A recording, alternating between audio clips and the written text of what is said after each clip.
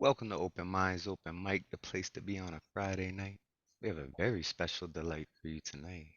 In fact, this light is so bright, it blinds me every time I look at it. And it's his birthday today. Look at that smile, Lantern Carrier. We love you. We're all here to celebrate your birthday and share poetry and just, yeah, it's going to be a wonderful night. So I think I'm going to start off the night with this little piece that I wrote for you. I want to write another one for you. I just love you so much. I could write poetry for you for days. But yeah, well, I'm gonna start off with this one.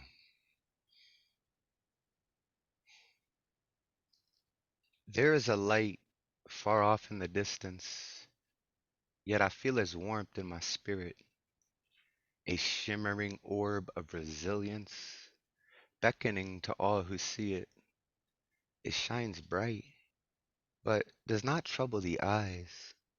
It resonates in the ears, softly, gently, for all who can hear, filled with an abundance of joy and love.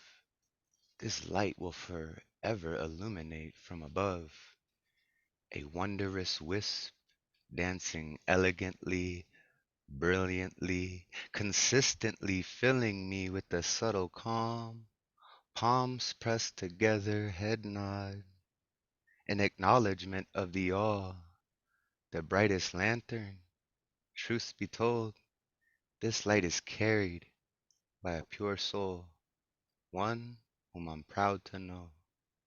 Let us all open our hearts and enjoy his glow.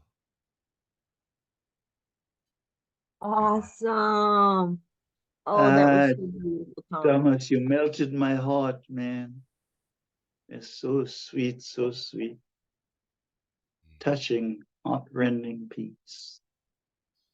I love you, Yeah. brother. All right, so we're Love gonna you get too, started with man. the open mic list here. We've got Sophia Falco first on the list. Sophia, if you could unmute and bless us with some words, I would greatly appreciate it. Okay, let's see here.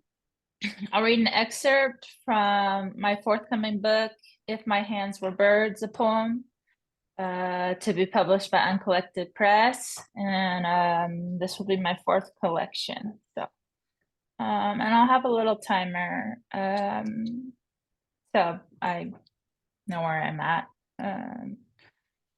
So, okay.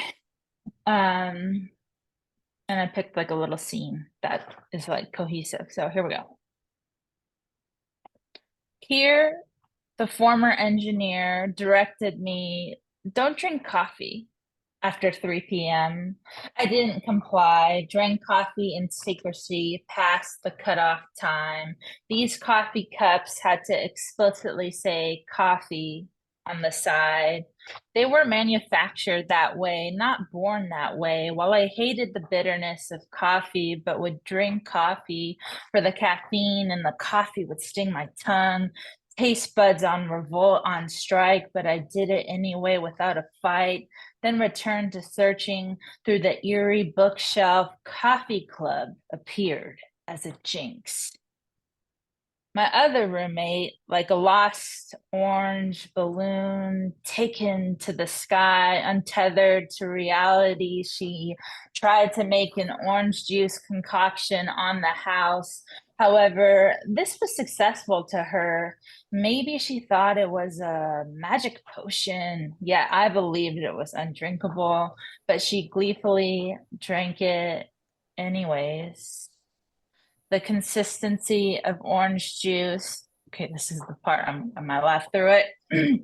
The consistency of orange juice while I would watch sitting on the white tiled bathroom floor back to the cabinet, a save specific 30-second clip from the movie like water for chocolate on my iPhone 11 of the most gorgeous woman. She absolutely floored me naked, taking a steaming hot shower. When I first watched this movie in 2019, assigned for Spanish class, that was the very moment in which I thought I could be gay, way turned on. She was so hot, so hot, so hot, so quick, so quick, so quickly. Her breasts wishing I could reach through the screen to touch them. I never had sex before resorting to masturbating. Maybe this private viewing was from round one, but that's besides the point. However, I was feeling even more so pathetic than when I once wrote an ill-informed metaphor a few years back. In that specific moment, what like my inner child wept from sobbing inside of me, I knew I would never have a child. Ashamed of having to pretend to be taking a shower, to have that private space for this private action to come.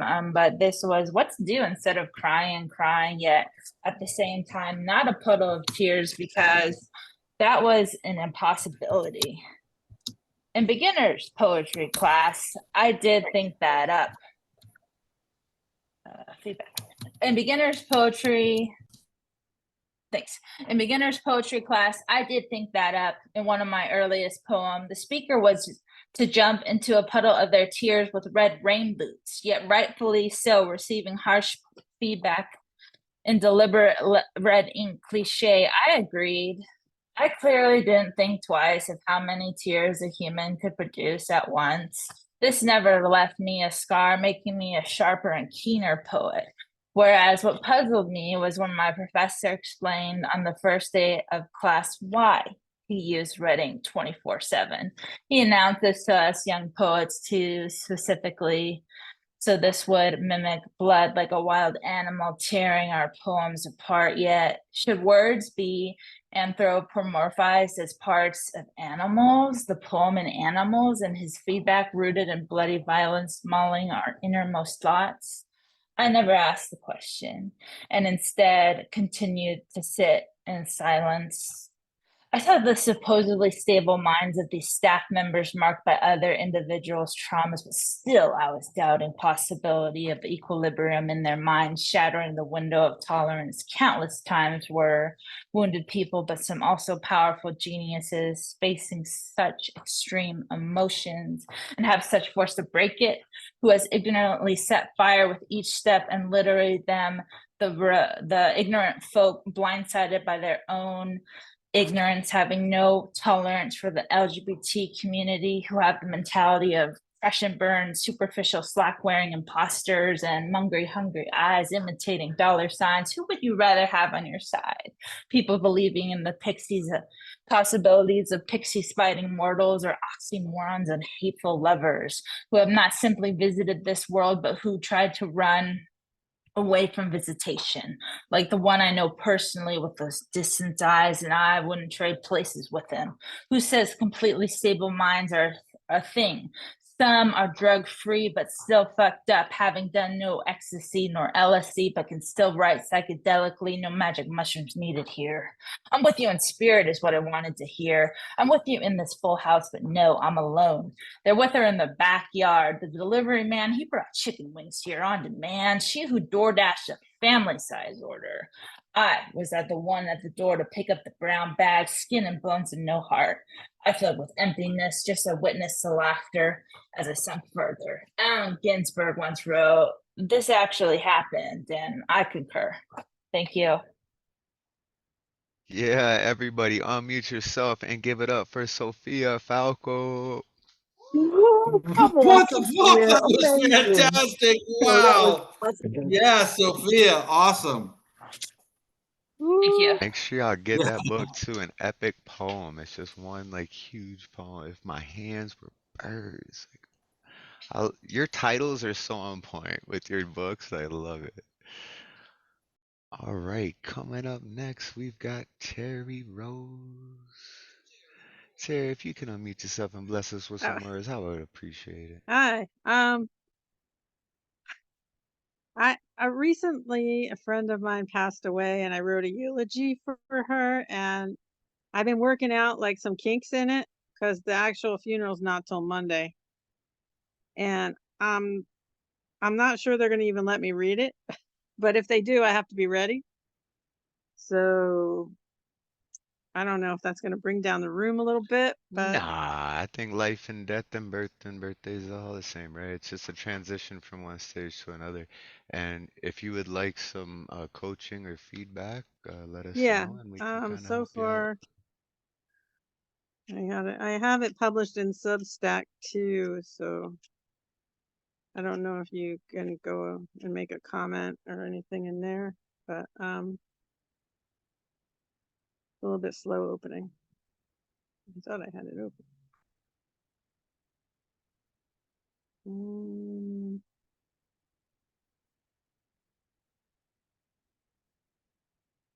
Here it is.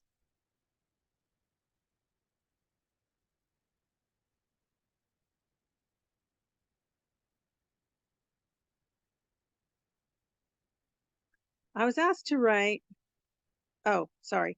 The name of this is Eulogy for Shirley. I was asked to write one and was then told they hired a pastor instead. Here it is anyway. I don't believe a pastor was going to give her the justice that she deserved. Like, could he do a better job? Did he even know Shirley?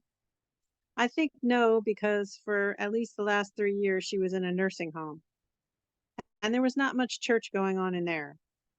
Last rites, maybe, but certainly no church. Let's all agree, although I can't speak for everybody, that to spend your last days in a nursing home is not pretty. Shirley was spinning around on the blue ball for 88 years when she passed in her sleep yesterday. And as for the years before then, Shirley was a good-looking woman in her prime. That's when I came to know her while working in a social service agency as one of her supported living counselors. I would visit her in her home, which was a senior citizen residence located in a high-rise in Atlantic City. Shirley retired in style, and she had the means to live well, as long as she had her health. Before I even met Shirley, I heard stories about her that she could be difficult, and those were the kinds of people that would regularly be assigned to me. I was already carrying a caseload of 7 who all had various degrees of challenges. Thankfully, Shirley turned out to like me, and that made my job easier. I would go to her home and make sure she got her 2 showers a week because that's all she would tolerate. She needed some help in and out, and her being modest was sketchy about having me see her undressed. I put her mind at ease right away when I let her know that my mother was the same age and was in the habit of running around nude in front of me. I let her know that it was fine because I was used to it. After that, we would laugh and do all the things like food shopping, laundry, mail, and medication. Shirley was feisty and a creature of habit who did everything basically the same way and liked to go to the same places. I think the consistency gave her a feeling of security. I didn't know much about her early history before her enrollment in social services, but usually it was a family member who enrolled a relative when they became too much to care for. I never met any of her family, but was told she had a niece who was her only living relative. I know that she was married twice. Shirley never talked about her marriages to me. As with most things, she was tight-lipped about the personal details of her life. Her late husband was supporting her until his death, and he left her financially secure. What a guy! I really would have liked to have met him to get to know the man who loved her. Some of the other things that Shirley liked to do when I knew her was watch the continuous stream of parades on the Mummers channel. If you're not from the greater tri-state area, you may not be familiar.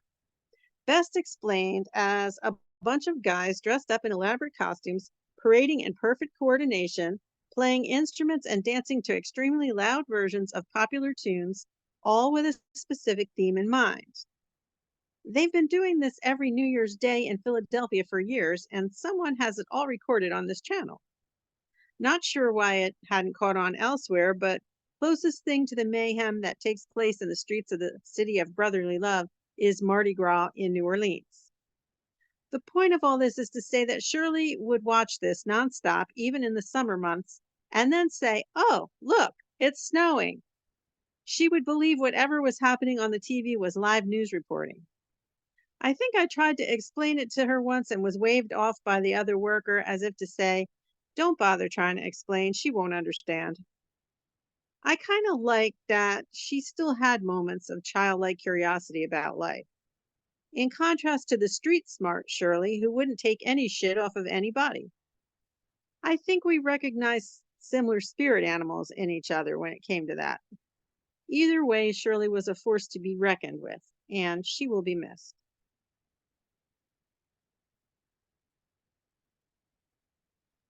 I don't think you should change a word. That was No, I beautiful. think that was beautiful. You liked it?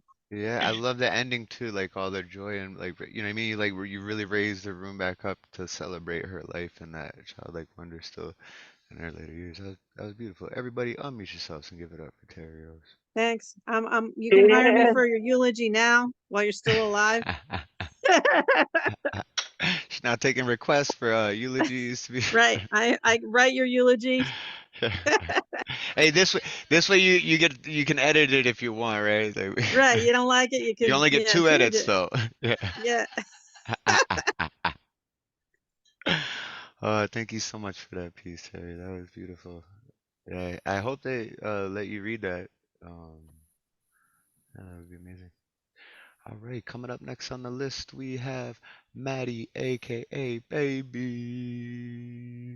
What's good? You can unmute and bless us with some words.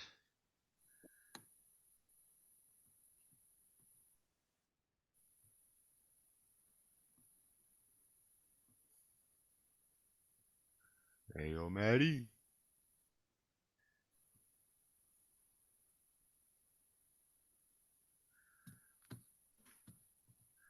All right, Yeah, Mike she is said up in the what chat, she sorry, says. I am on the phone. We'll be there in a few. Can you put my name at the end? All right. So, in that case, Magus, host of Chaos Magic Mondays. Yo, y'all been crushing it over there. It's a beautiful thing. I love hearing like the cover and the original. Like, what a fucking great concept because you get like twice the poetry in one day. It's so cool, man. Yeah, if you could bless us with some words, I'd appreciate it, man. Thomas, beloved poets, Lantern Carrier, on your birthday, I do an ode to Lantern Carrier. An ode to the poet Lantern Carrier, whose words break down every barrier between the listener and enlightenment. Lyrical master, he's a monument to poetry's primal power. Lantern makes dreams flower.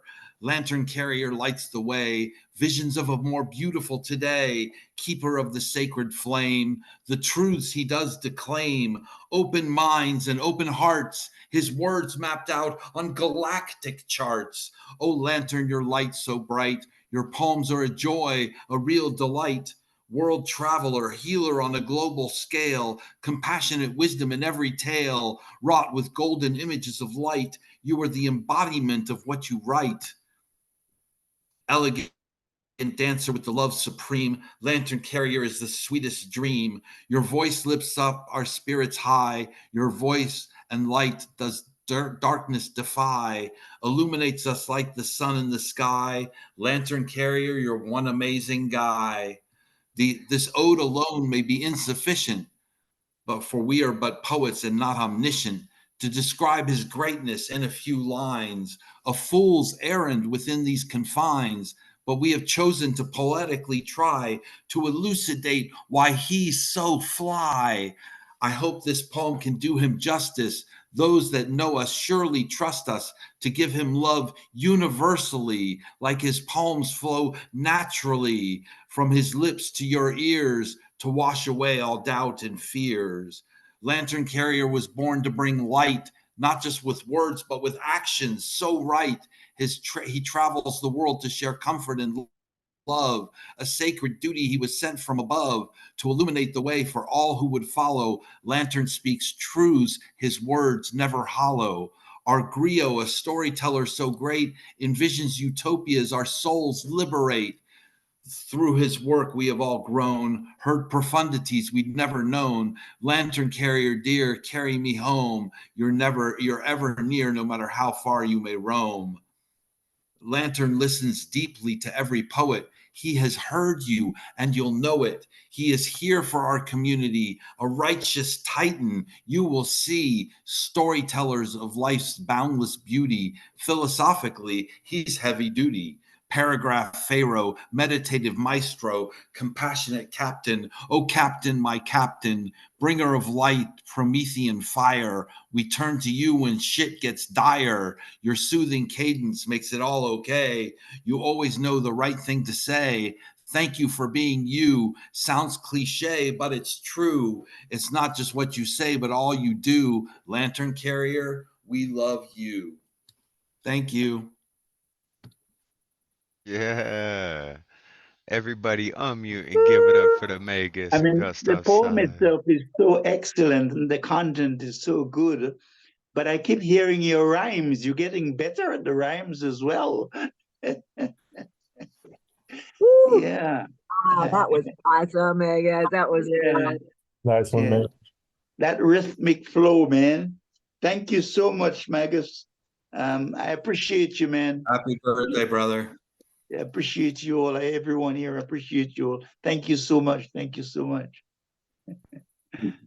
I So, receive your flowers graciously and humbly. oh, Zach showed up. So we did for your feature in December, we did a group collab piece with 1, 2, 3, 4, 5, 6, 7, 8, 9, 10, 11, 12, 13, 14, 15, Yeah, 16, I remember you did 17, that. 18 people. And I think there was somebody else too that submitted a piece and didn't do, but Elemental was there as well. yeah, No, I think. yeah. And there was somebody else too that I think afterwards said, "Oh, I just seen this message, just submitted something." I wasn't able to add it to the document, but just in case you lost the link, um, or if anyone wants to add to it, whoever has that link becomes an editor. If you want to You add still have it? to that, yeah, it's a shared document right there. It's a tribute to you. Happy birthday. Thank you. Thank you. Welcome, Zach. I'll add you on the list, brother. Coming up next. So, this woman inspired me to keep going at the very beginning when I didn't know what Open Minds was going to be. We have 4 shows now. We're working on a 5th with Ma Dukes. It's going to be released on the 18th after her feature. We have a podcast I'm going to start recording and releasing out. We're going to be traveling and taking the show on the road, doing different venues and working with different groups. So like, I really attribute it to this next artist, Phynne Belle. And I remember I was at one of her workshops and I was kind of talking to her about like, and Phynne just does so much in this community. Like Finn's just a powerhouse, right? And and I was like I love this. Like I want to do it. And Phynne said, "Well, you know what? You can. Go ahead, do what you got to do, because I'm getting tired."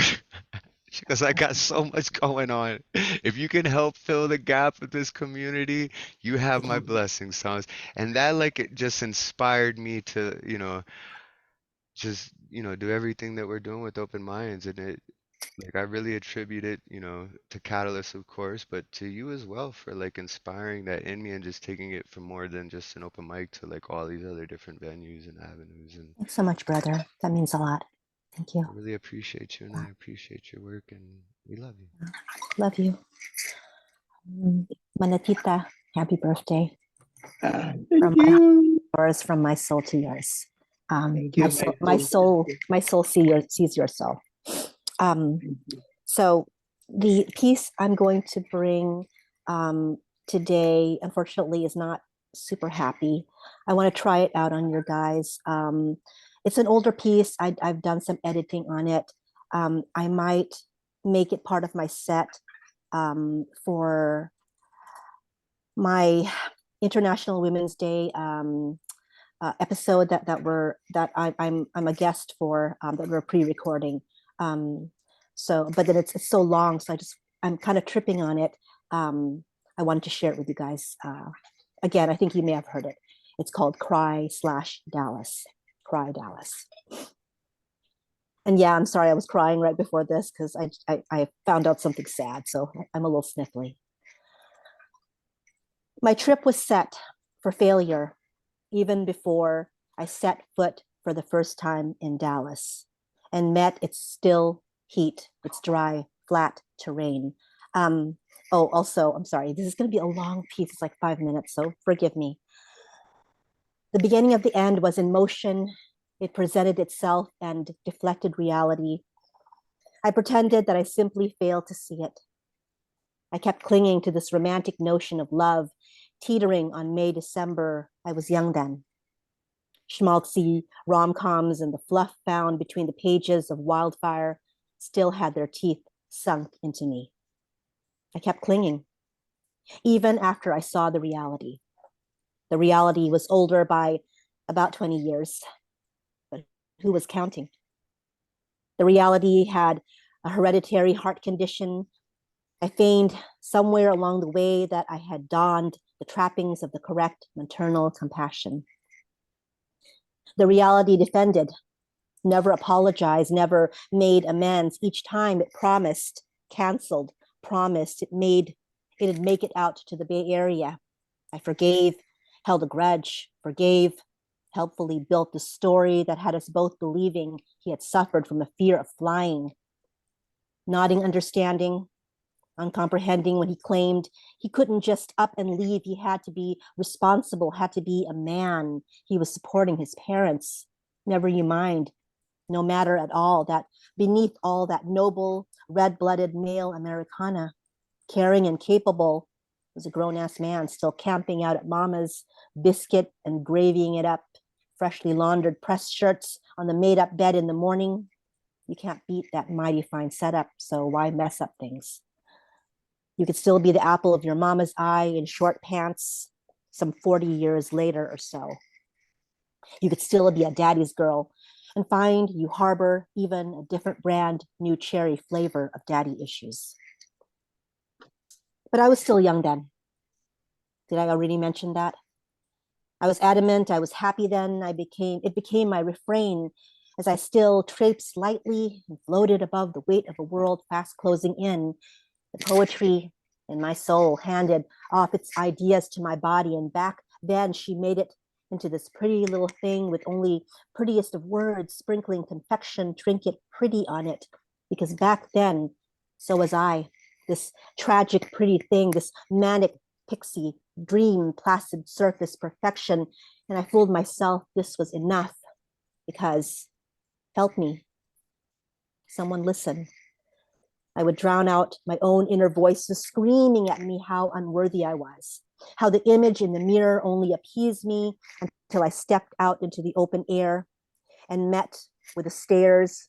I know I courted with my apprehension, feeling I was this much more flawed, with each eye widening in my direction, hearing the catcalls, mistaking dangerous attention for affection.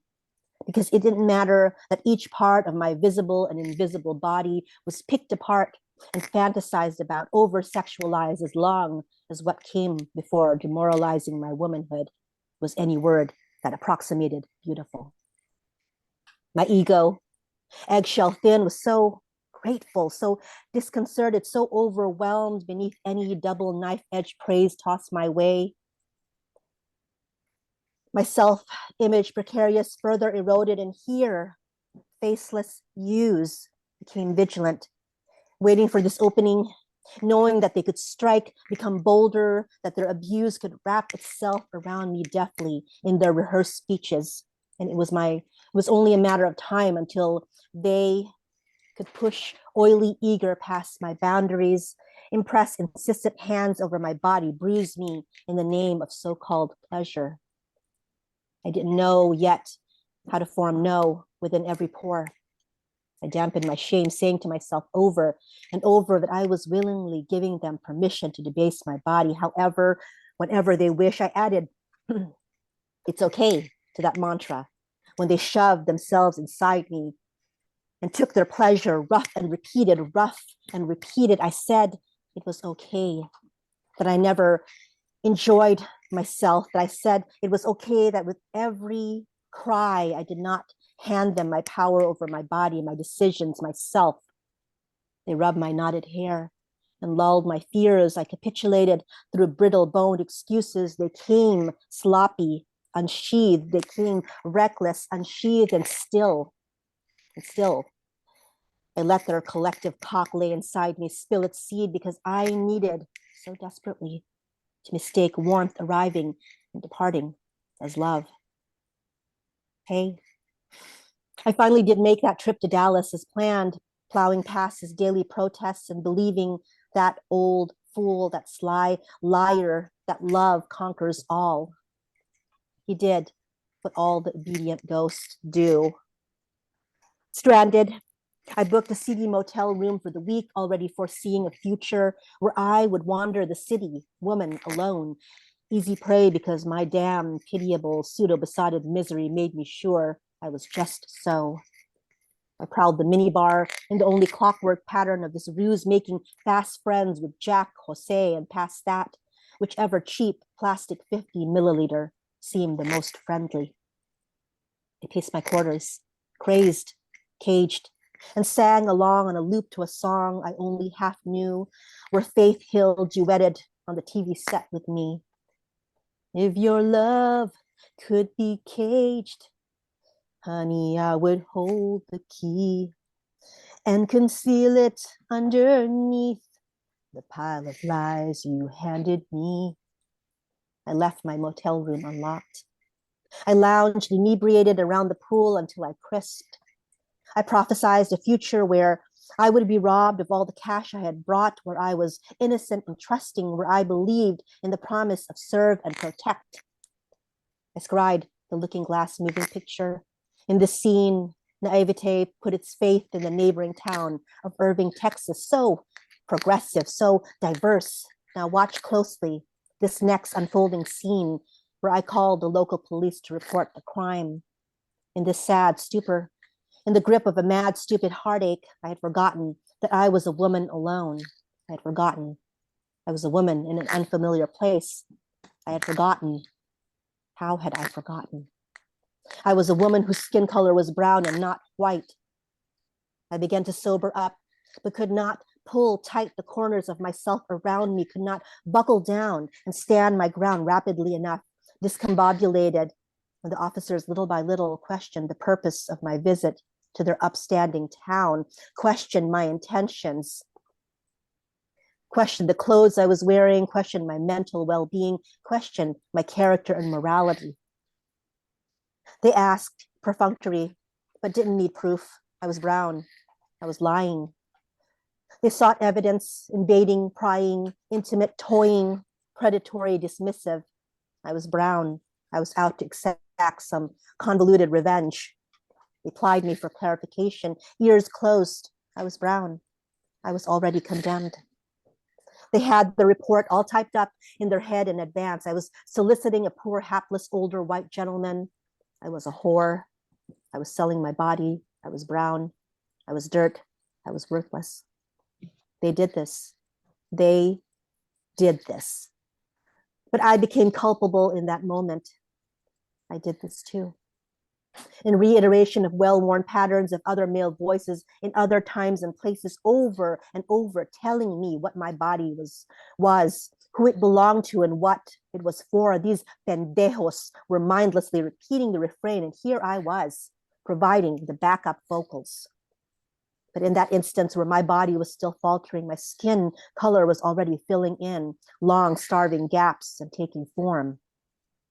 My self-worth came perhaps this much too late, but it germinated that day, and my body, my identity, me, woman, dug deep and rooted in far beneath to shake the ground, dislodge ideology. My beautiful brown skin will not be your inferior. My womanhood, universe void, juicy pink, unfathomable, spits out your propaganda of a weaker sex. What I wouldn't do to go back to that day and the days before that, head held high, crown centered. I will not blot out what had happened. I remember breaking down and refine courage. I will fix what I helped to break along the way. I will wail lamentations. I will not be silenced. I will chant the spells of my ancient mothers. I will fire dance past indignities with my pride. I will roar and not be muted. I will lioness my heritage. I will fire sing my sisters to their safety. Thank you. Sorry, that was long. No Woo, that problem. was excellent. Oh, Yeah, awesome. everybody, you and give it up for Phynne Belle. Spec-fucking-tacular. Yeah. Wow. Yeah. I like that word, Magus. It was spec-fucking-tacular, man. Um, Spec-fucking-tacular. Phynne, too, if you could post that, you said you're gonna be reading that on Women's Day somewhere. If you could post some information for that for some people here that might want to see that. And I also want to bring up Phynne in 2 months actually from today, which is a Tuesday, oddly enough.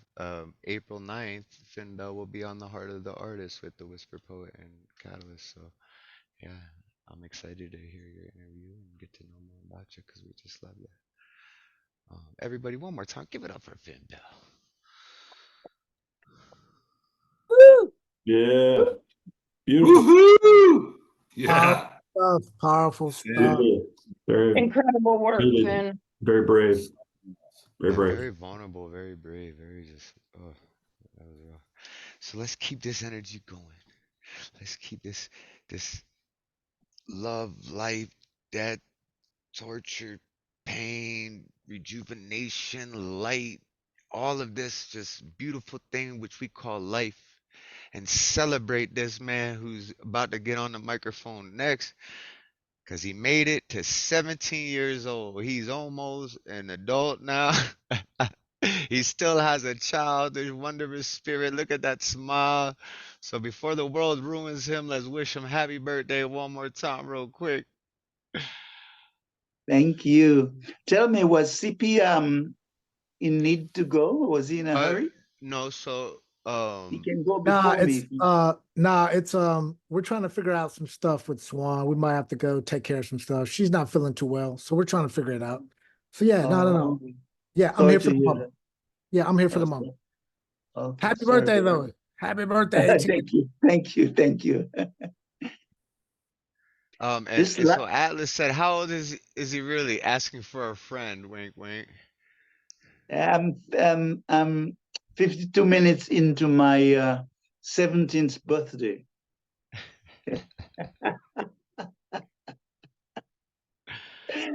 It's the big day itself. Yeah, right here today. Yeah. My heart is 7, but you know. Never mind. Let's carry on. This love has gone beyond tenderness, intimacy, and concern. She unfurls like radiant lotuses in the snow-white purity of my heart, dances with celestial sweetness in the agonal sacrifice of my awakened songbird. Hush, says the perennial lilies, conveying the purple splendor and elegance to my gaze. Say no more of the journey. Let us blend into the peerless stillness of this birthless and deathless lover beyond speech, mind, and time. I cried in my core, reaching out to 1,000 suns. The blue moon stabbed my soul with its effulgent brilliance. My breath withdrew into the sweet-scented aroma of this love. It awakened the mystical serpent of my spine, uncoiling a natural stupor, ascending with intensity to the psychic heart. My soul shared a million sojourns, lost in the gratitude of a nameless ecstasy. That was one. I've got one more. I wrote this one today. I took the bouquet of flowers from the florist, carefully tied with ribbons, and smiled endearingly. My heart blended into the cutest innocence, tenderness, and affection of my gorgeously charming princess. She loves roses, and I tulips, but her grateful gaze admired the lushness of the additional orchids, lilies, lavenders, and hyacinths, as well as foliage and branches. They express harmony, and I could feel their spirit even as my daughter's joy exceeded expectations, she hugging me intensely, kissing my cheeks to display her soul's gratitude. Rainbows are like flowers too, for they speak of wonder, of oneness in diversity, of tranquility and stillness, of light.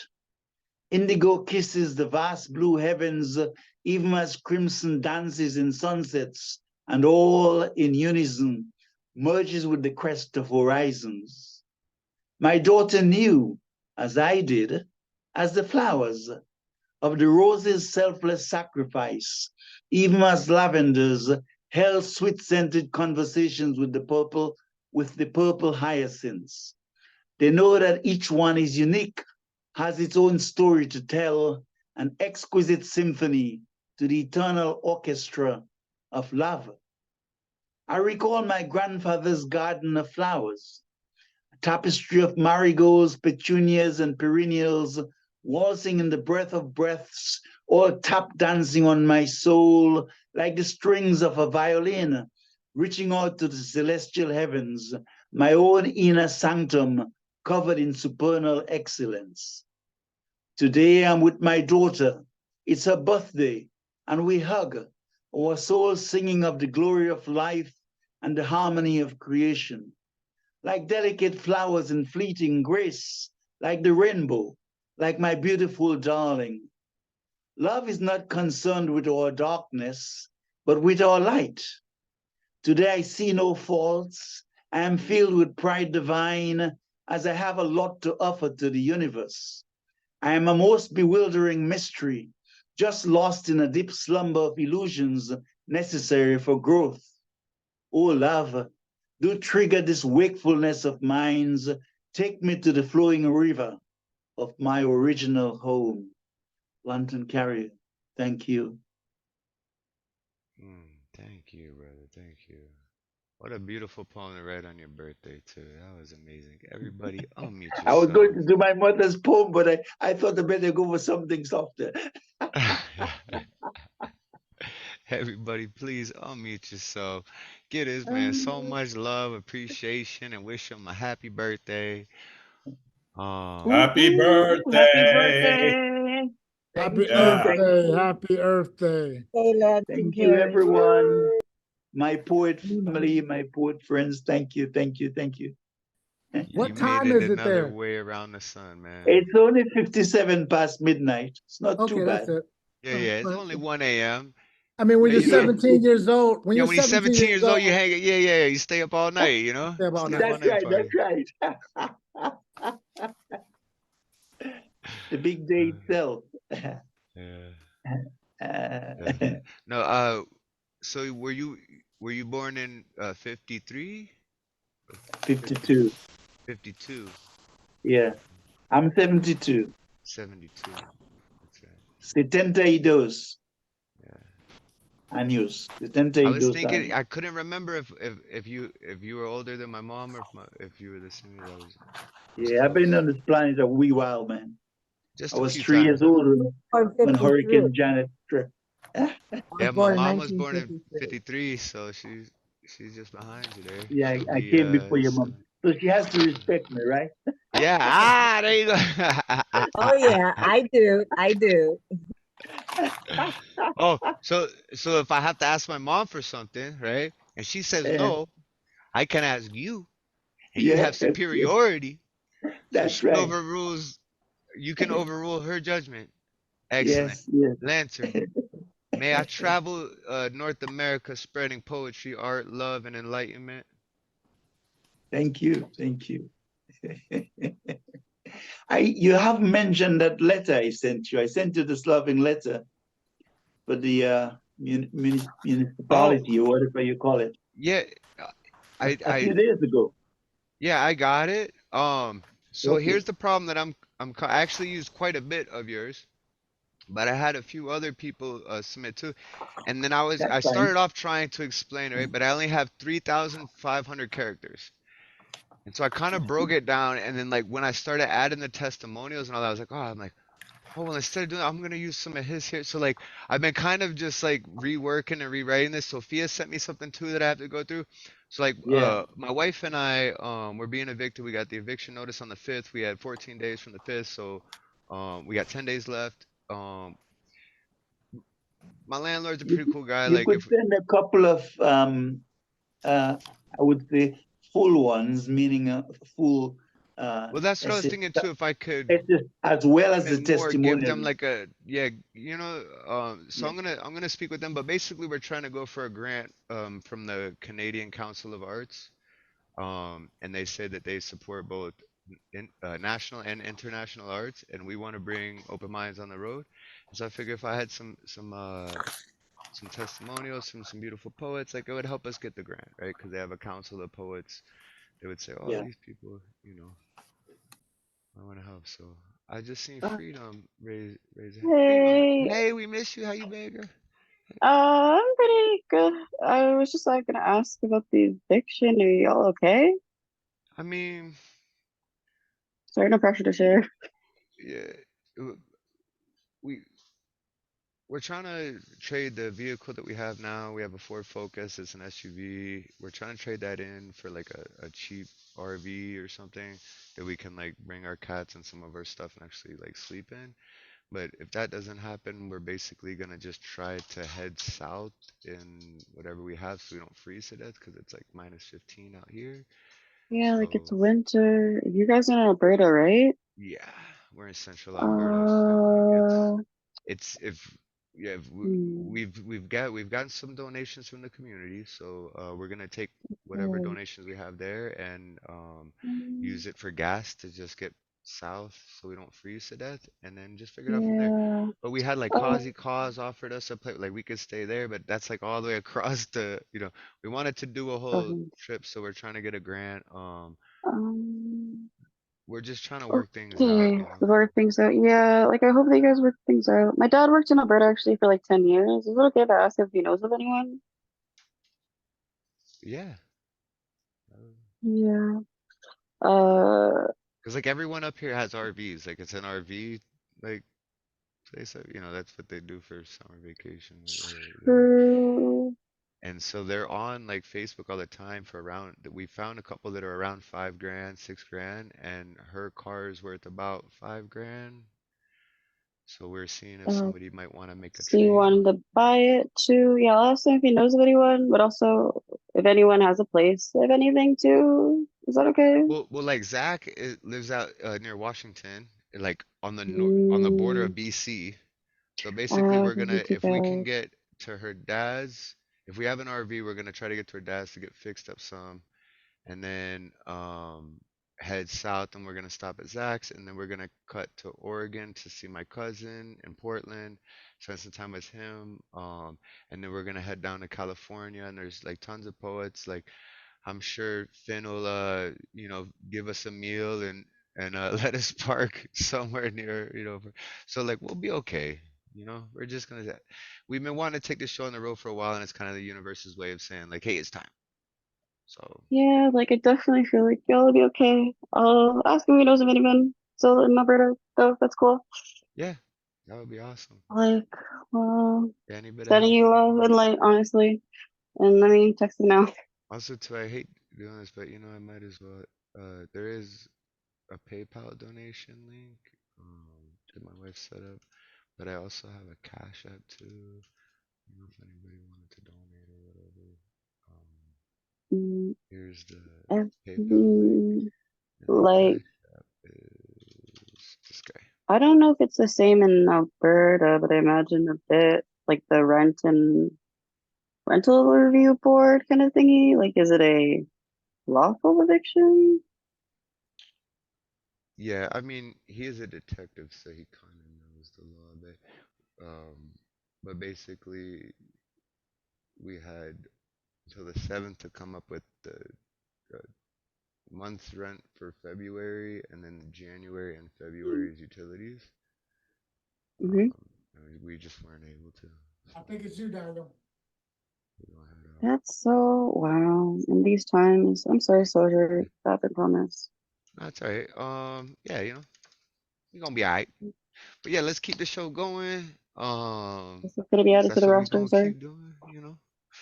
Um, Can yeah, coming up I do it as next. well? Oh Sophia yeah, added? I didn't add you to the. I totally forgot you showed up. Let me add. Mm. I was just saying Sending a love something. and light. Thank you. We accept all love and light. Yeah. All right, coming up next, we've got a very talented young man who's been here since like the beginning of Open Minds, and just like I've watched this person grow as a poet over the last year, and is like on fire now, yo. Let's all give it up for Principe Guity Jr.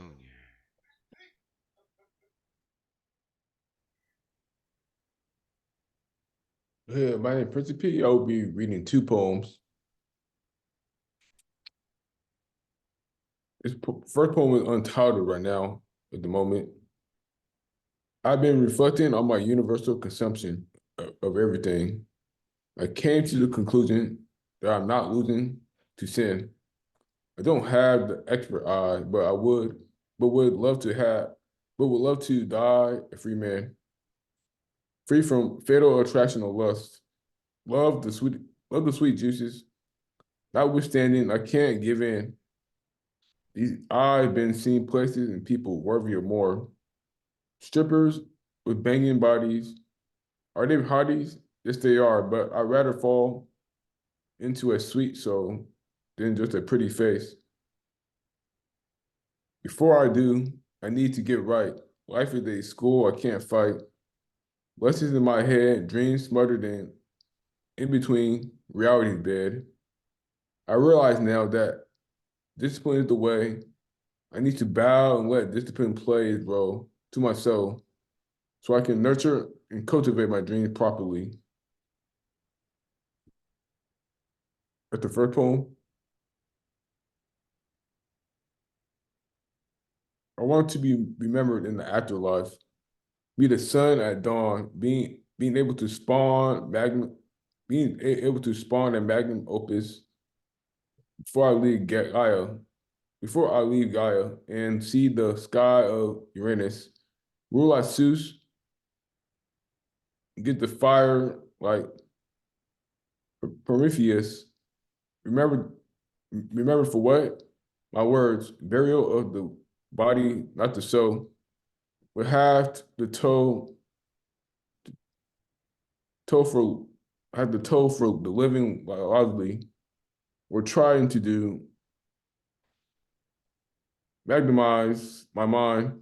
It is time to shine. All this coming from a born sinner, but he got it better than that. A late bloomer, to say the least, but never chased the taste of fortune and fame. Let nature walk him through the delicate doors of life. May I taste the stalk in love's potency that's pulling me closer to a goddess with a happy heart. I will no longer plead for spiritual sex. Be aligned with her like she's a bead. Home. Yo, what I say, yo, Prince, we be crushing it, dude. Yo, unmute yourself and give it up for Principe Guity Jr. That sounds to me like a big shift in his poetry. Yeah, This man. one stands out by itself. Don't stop that journey. Like we get older, man, and then something happens to us and we stop that journey. Don't stop the journey, man. Indeed, indeed, indeed. Love your work, man. It's a beautiful piece. A shooting star we witnessing, man. We witnessing a Yeah. shooting star like just blazing up in the sky, man. Love it so much, man. All right, let's see who we got coming up next. Okay, so next we've got my brother Atlas. I got so much respect for this man. The things that he does for the community down, not even just New Orleans, but like around, like, yo, with the compassion coupons and all these other projects you got going on. Like, I don't think people realize, like you're out there like on the streets literally like giving people chalk to draw on the chalk because you figure everyone's looking down at their cell phones, and the only way to get to them is to write like beautiful messages in chalk on the sidewalk. Or like he'll sit there with a table of like just stamps and envelopes and letters and pens and say, write a letter to someone that you know. Like, and he's like giving all this stuff away. Not only that, this motherfucker's funny as shit. You going up on stage, like what? You do a couple shows a week, I think, don't you? You out there a lot, up on stage making people laugh, just bringing joy, and positivity, and creativity wherever you go. And I miss you, man. We kind of fell out. We haven't been talking too much. I feel, I've been kind of busy. I know you've been kind of busy, but you're always in my heart. Me and my wife write your name everywhere, like in nature and like with stuff. Like we're still doing that. Like we haven't given up. Like we're spreading you and your energy and your love like everywhere we go, because you are always in my heart, brother. And I love you. So yeah, if you could bless us with some art, man, I'd appreciate it. Phynne Belle, you still here? Yes, sir. So I just returned from Dallas, so oddly enough, and family in hospice, and I wrote this, and just so you guys know, as somebody who's like, I really am every day trying to like save the world because I'm a naive adult who just never grew out of that phase as a kid. When something's happening to someone really close to you and you feel helpless, it hits you even harder because you sit there wondering, how in the world can I expect to help complete strangers if the people I know and care for, who know me, I seem to have so little impact over. So here we go.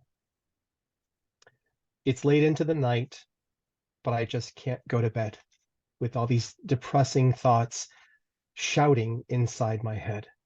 I know every word, but I have no idea what to say to the man slowly dying just a few feet away. I'm standing in the hallway, head pressed against his door. I just feel like the world doesn't make sense anymore. He just keeps laying down. Why is he even sleeping? And if he can still breathe, why isn't he speaking? He just stays in that room and doesn't go very far. He could easily have someone drive him around in his car. There's no one stopping him. There's no lock on the door. Why not seize these final moments to venture out and explore? I mean, I get it. He's sick. His body's falling apart. But isn't the end of the story supposed to be the best part? But the cancer's progressed through more severe stages, as though the book of his life has had several torn out pages. These strangers keep coming, bringing various pills and potions, focus too much on their task to show any emotions. Before they enter the room, I hear him cough and groan. I just wait outside the door and try to leave them alone. The nightstand is covered with drugs they want him to take, but the pain and discomfort is all that keeps him awake. Plus, it's all ill-advised to just go on a whim when he's not taking the drugs. It's the drugs taking him. As I watch them leave, I can't help but cry.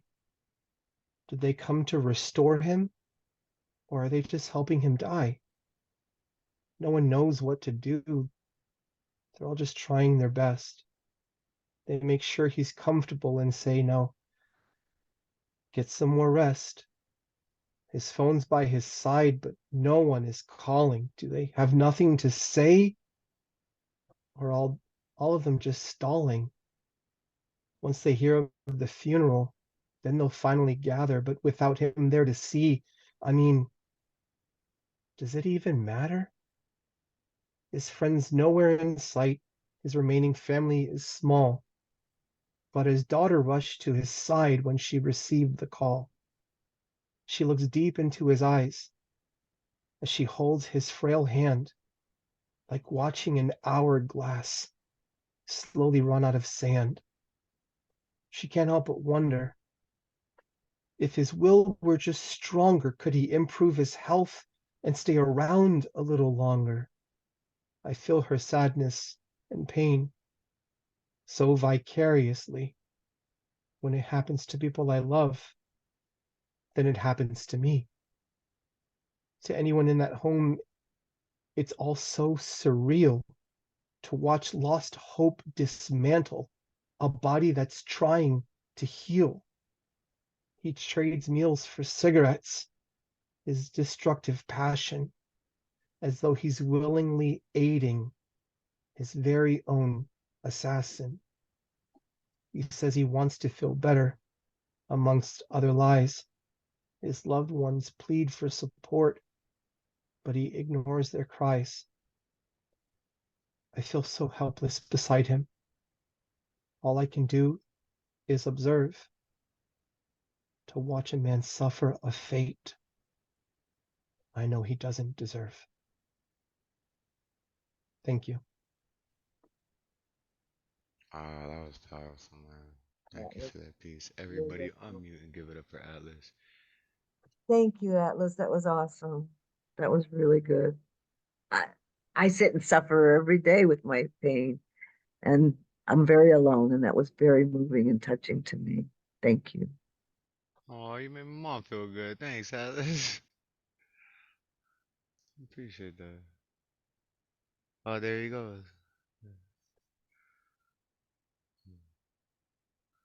Yeah, man. And again, like y'all need to check out what Atlas is doing, cause like he is like literally like he says like that little bit of my childhood things like I'm gonna change the world like, and it's him out on the streets every day like really trying to make a difference like, and he is like we love you, brother, so much, man. And we gonna see each other soon, cause we gonna be on the road soon. So I know I'll be down in New Orleans eventually, man. We coming. We coming for you, buddy. Yeah, it's gonna be good times. Good times. Everybody, unmute yourselves and give it up for Atlas one more time. All the love. Beautiful, beautiful, man, beautiful. Woo. Thank you for that. Thank you, thank you. All right, coming up next, we got Freedom Jones. I haven't seen them in a minute. How you been? I hope you're feeling okay. I know you weren't doing too well, but I hope that you are feeling strong and invigorated and just the best you can. And if not, well, that's cool too. We still love you. So if you could bless us with some words, I greatly appreciate it. Hey, thanks. Things have been changing. Basically, been up other, kind of just looking for a book that I printed out some of my poems to use them.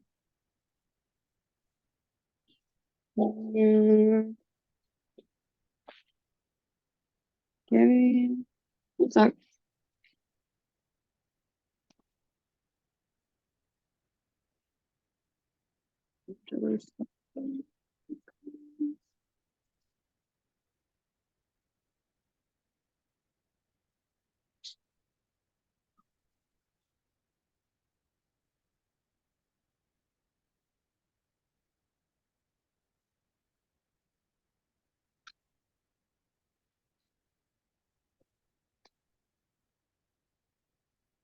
I'm gonna read something else while I figure out where I put the other things.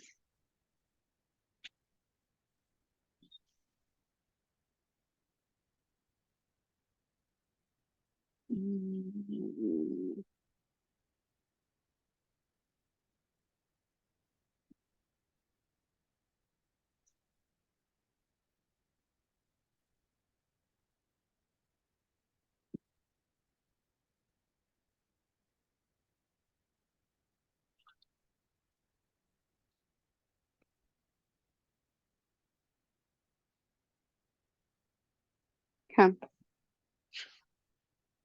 Sorry about that.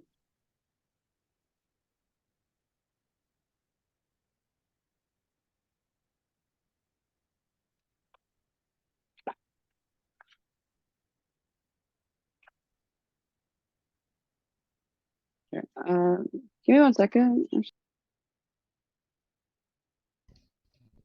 Take all the time you need. We have a small room tonight. Just hear it out. Okay, found it. I just like hearing your voice, even. I'll give you a second here. That puts a smile on my face. I missed you. So Thanks and thanks. Yeah, just a bit of a scattered brain day, but I found the book. Uh, it's like poems that I printed out that I'd read from when I was a while ago, from 2015 till now. I'm not sure if I read any of them here, but I like to read a few. This one's called "I Lost Myself on the Way to Forgiveness," and it was one of the poems that I read on my first time that I performed, actually, like my poems ever back at like a group thingy. So I wrote this when I was like 17.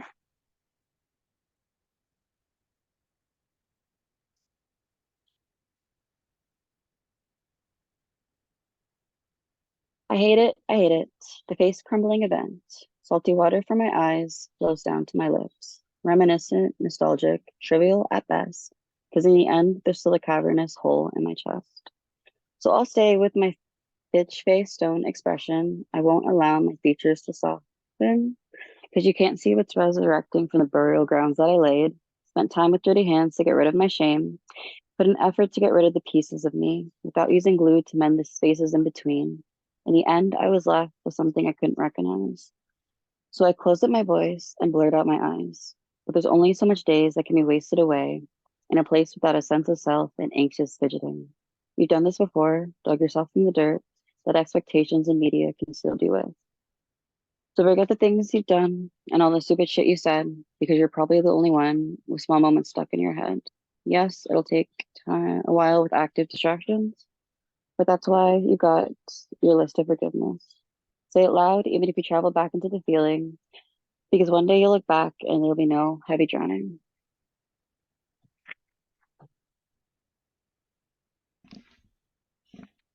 That was the first one. and you say you wrote that when you were 15? 17, kinda, yeah. It's when I really got into my flow of like, uh, Oh, so you're a Lantern's age when you wrote. yeah, pretty young, pretty emotional about stuff. But it was a good way to get stuff out. Uh, I don't know. Some of these may have written before, but honestly, I've kind of had a practice with the reading, so I'm gonna go with the flow.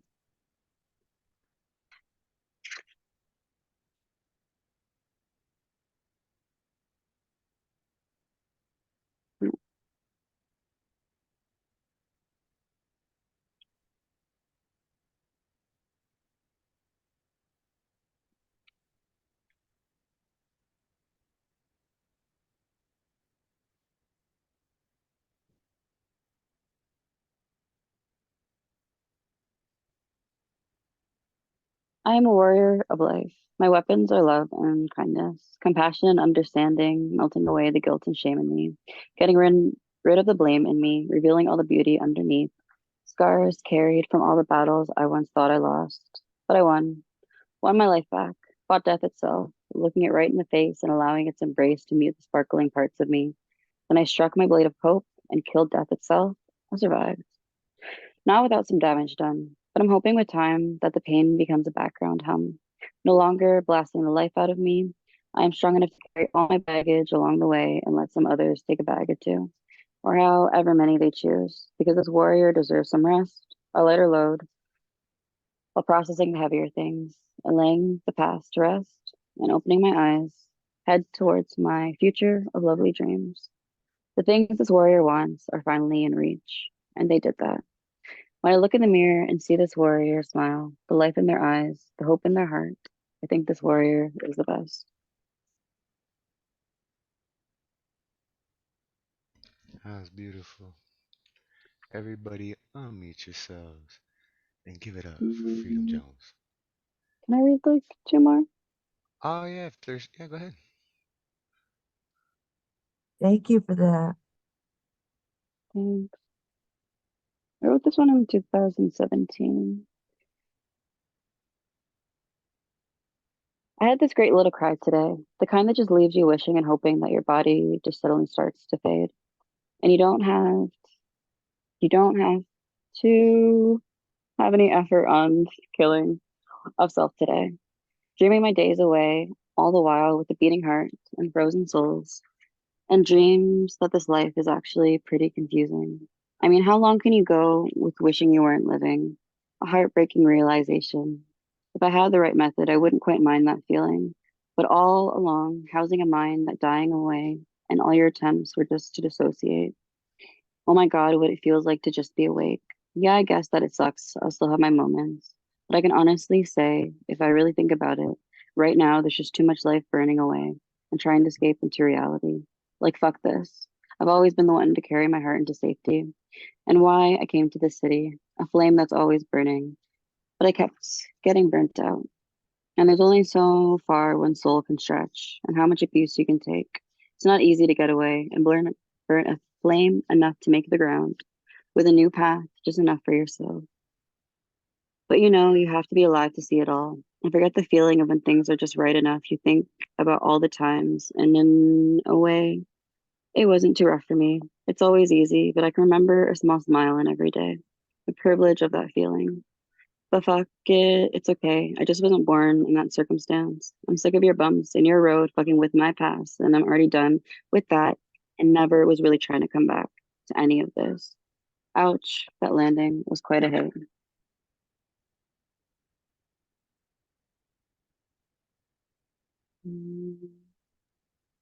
That's gorgeous work.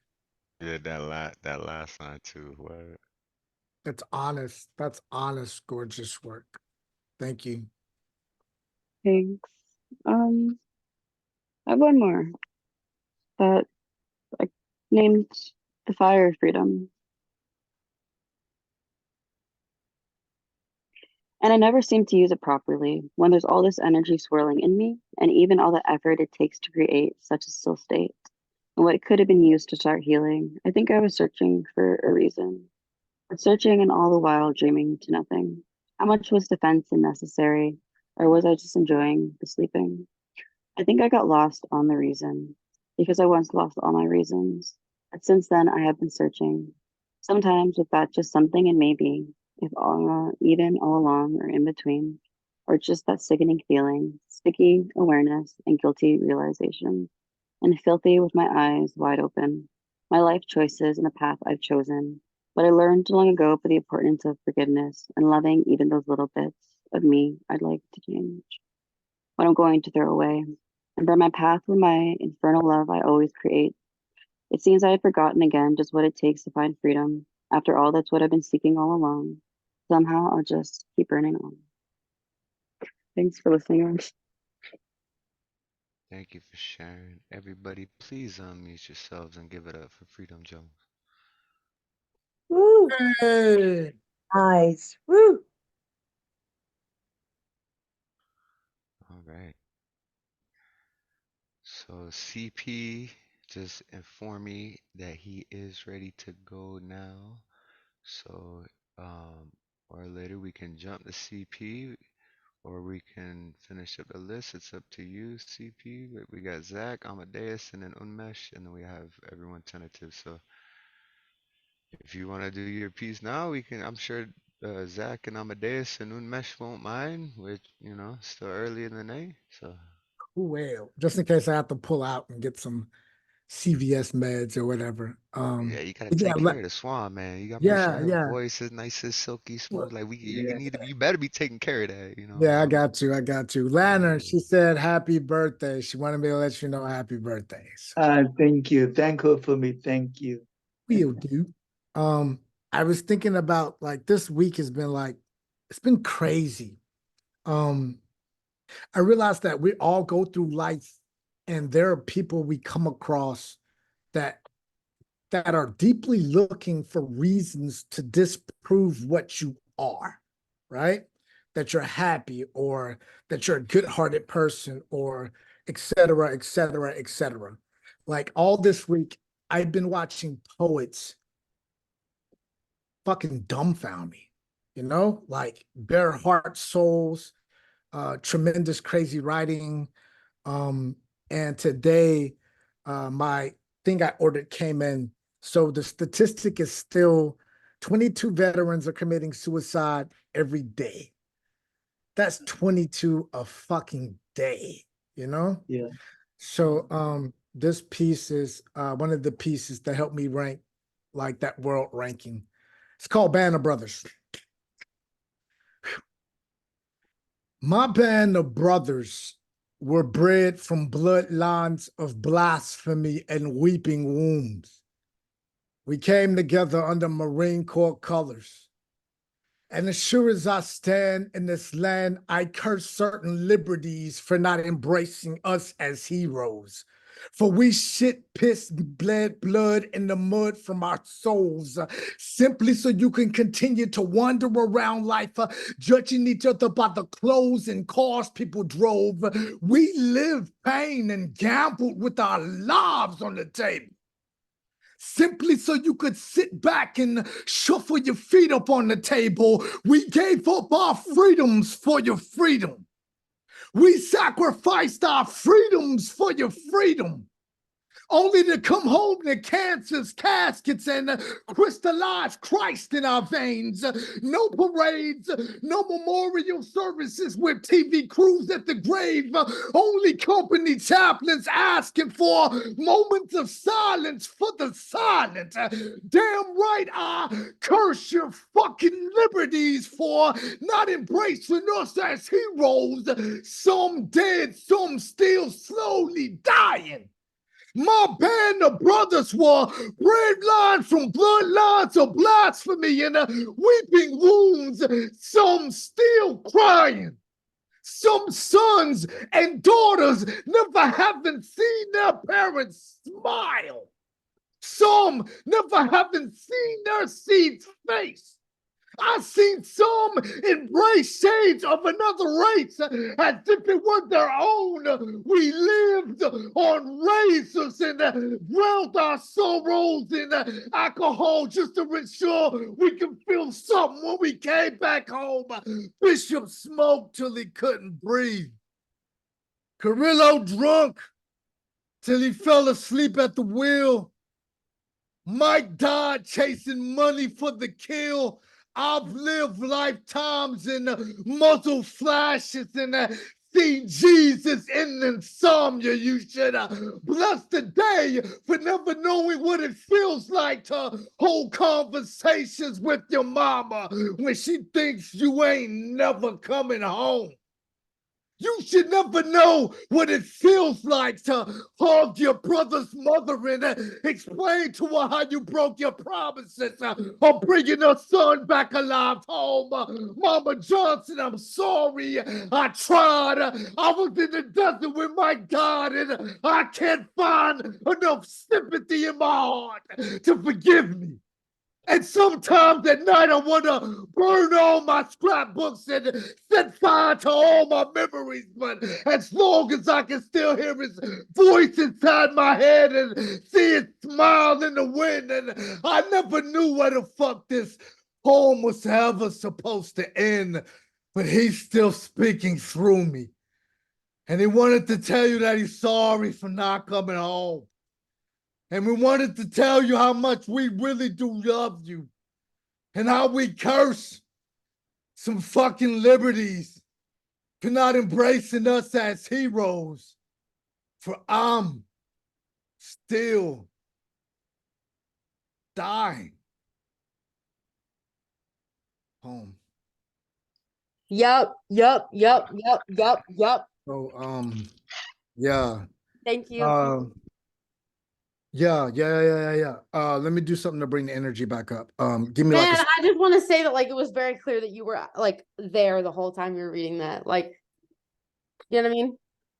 Appreciate it. I don't know, it's crazy. I love the art that we do. A lot of people say that it saved lives, but it does. I'm pretty. What I want to say though about that is a Yeah. CP. You actually was out there saving lives of your brothers and your fellow brothers in arms and all that. And I know you. He still is. He still Yeah, saves saves. he's still saving lives. You know, Thank like you.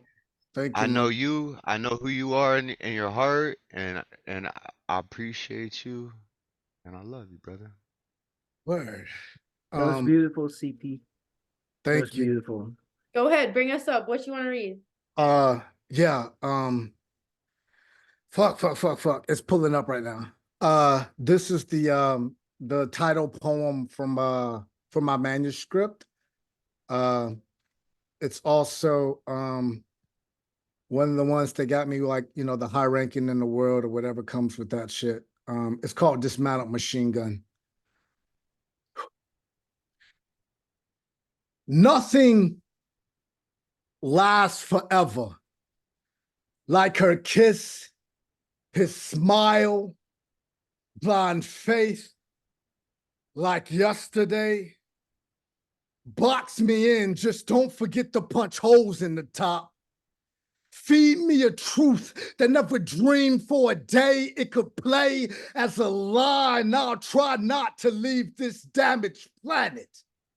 Y'all, I know that I'm shy, know that I'm ugly, starved and art is broken, but I'm a goddamn masterpiece of passion and puncture wounds on paper. You can chisel the riddles, rotten shotgun in my lungs, pretend we never existed, but I got a fistful of thunder in my tongue, caution tape posing as a smile on my face. I need you to erase the track lines, time, back to the last time you were on the front lines and open fire on the face of the future. Reload. There's a toad in my throat that never hoped to be a prince.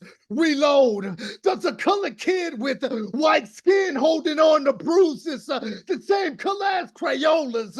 He believes he can stop a tank with a slingshot and a rock. Reload.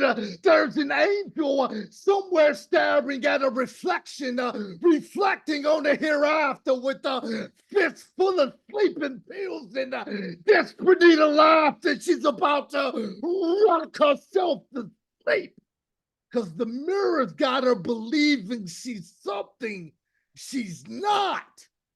And it's halftime, y'all. Ante up. Put your faith on the table right next to the balls and ovaries you thought you never had.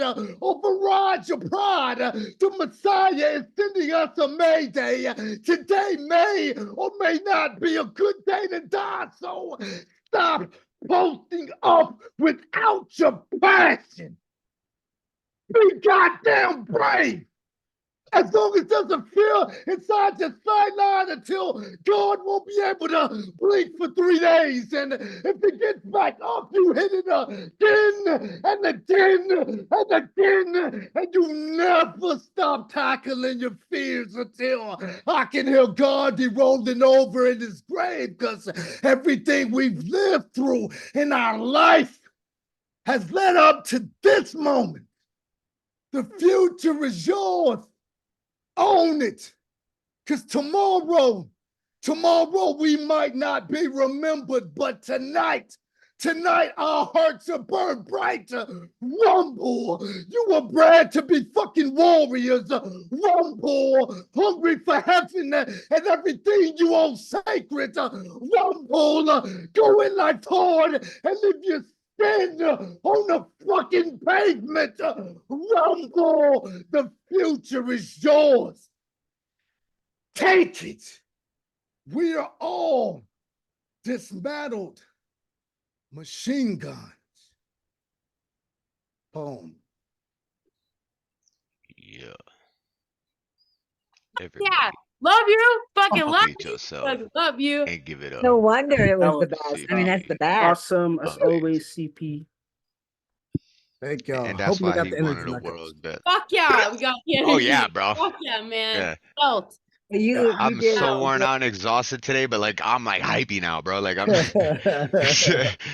Yeah, I don't know. I think like no matter how whatever we go through, sometimes they could break us down, but fuck, man, we're all dismantled machine guns. When we're pieced back together, it ain't no fear that we can't fucking take off the planet. You know, when we're on and we're chasing dreams and we're really fucking on, like we could walk on water if we believe that shit. So yeah, appreciate y'all. Yeah. Straight up. Straight up. Dude, appreciate you. Thank you. Those were good Yeah. choices. We love you, CP. Feelings mutual. Yeah, I'm excited to get down to Houston and fucking do some magic with you and Elemental and Swan and Catalyst and all that. Like we gonna have a good time when we get down there, man. Yeah, we'll cause some trouble. Yeah, let me not black out and get some water. I'll be right back. Mr. Bear, say hi, everybody. Hi, Mr. Bear. Hi, Mr. Bear. We love you, Mr. Bear. Welcome, Alex. Yes. Welcome, Mr. Bear, to the show. Thank And you. happy Chinese New Year weekend. Yeah. I even have like a Chinese calendar behind me. See? Chinese calendar behind. Thank you. Thank you, Mr. Bear. Bear's a good bear. Hi, Deborah. Hi, Mr. Bear. All right, coming up next, speaking about going on the road, traveling and stuff, I was like all excited. I'm like, you know what? Like this is happening. We're getting evicted. Like I might be able to get some grants from the government for, doing art and poetry and stuff. And I'm like, we're just like we have no other choice. Like the universe pushing us into this. And like I was all hyped up on it, and I'm like, I usually try to reach out to everybody one on one and like have a little FaceTime with them, uh, and just so happened I was like, oh, I gotta call Zach. I've been meaning to call Zach and like have a little hangout sesh with Zach, right? And so I'm all hyped up about doing this trip, and I call Zach. Come to find out, Zach is gonna be like our first stop, because he's like dang near on the Canadian border. So yeah, man, I'm excited for that, bro. Like. Yes, if you could unmute yourself and bless us with some words, man, I'd appreciate it. Definitely. I'm really looking forward to it. It's gonna be awesome. I'm glad I'm gonna be your first stop, dude. It's gonna be great. And whatever you guys need while you're here, I'm here for you. Spend as much time as you need in this my little place. My place is your place. You know what I mean? I love y'all. All right. When I found rock bottom, this is what it said to me. This hole is not for you. Darkness, my child, is a good friend to have, but he is not your lover. They reside in the sky, illuminating your night. And your nail beds are dirt riddled. They won't be clean for some time yet. You dug your way here, but dig no more, child. It's time to climb. And that sweat on your brow will be a reward. Now climb, like you've never climbed before. And never forget, even when she's not full, she'll be there, waiting to grace your skin once again.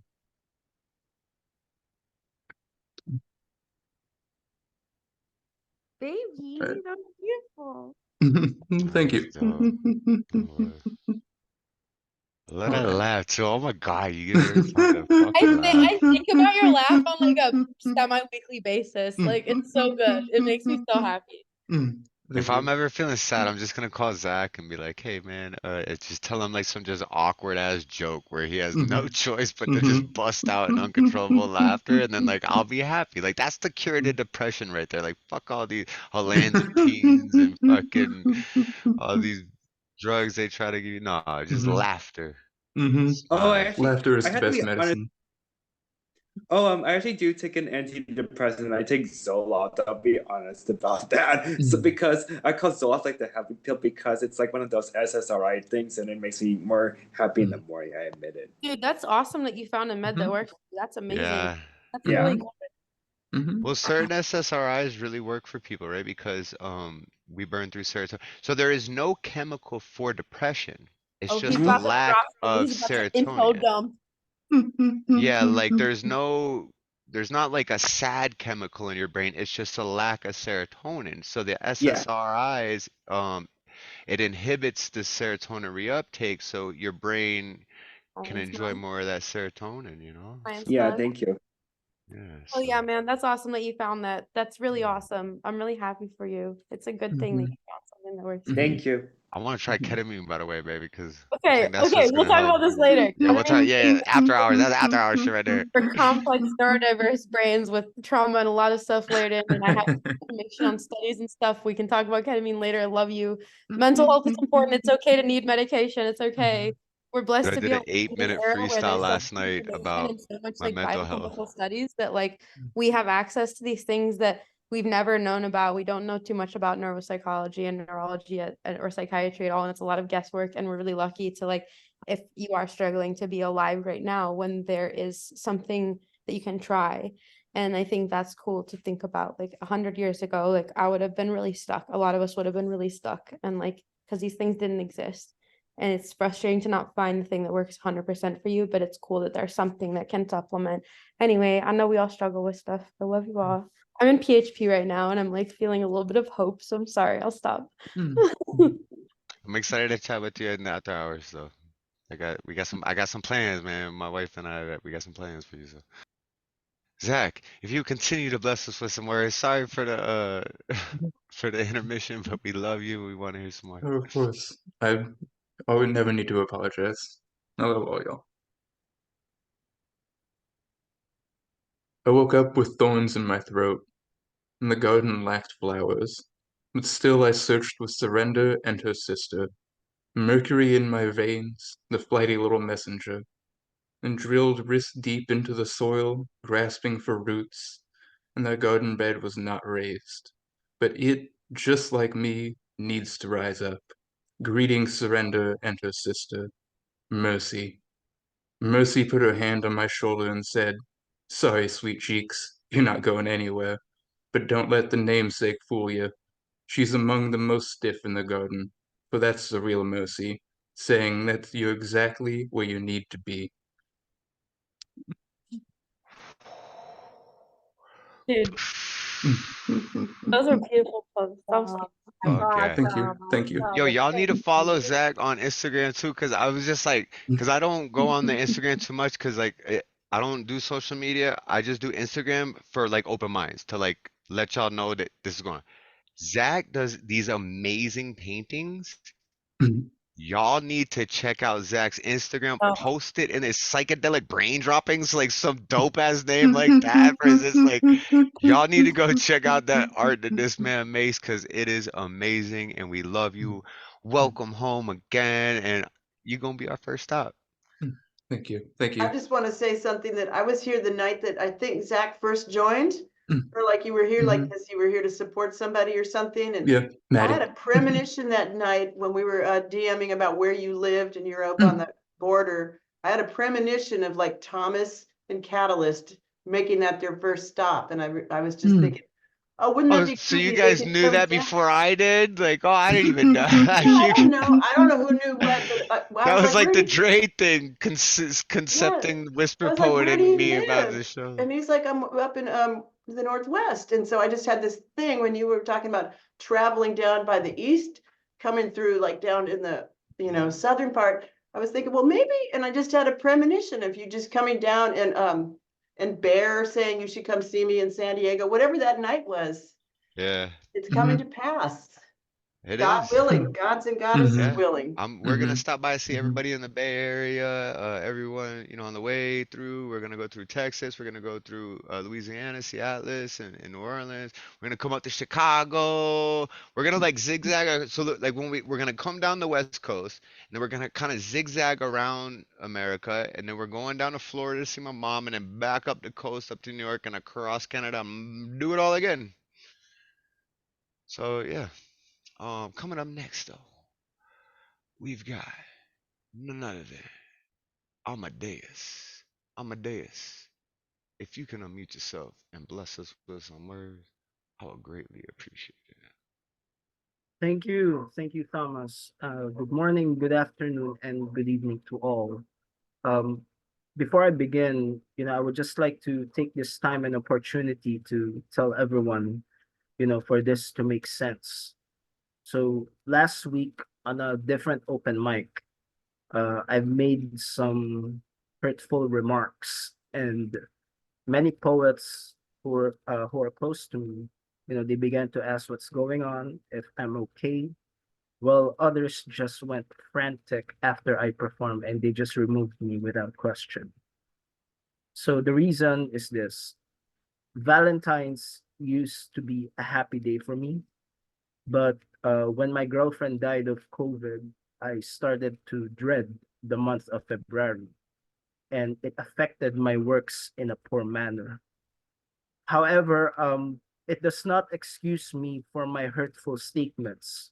So I am here to apologize for breaking the rules and regulations of an open mic, because uh, it is important that we have these protocols to have a safe environment. And rest assured that, I will do my best to be more careful.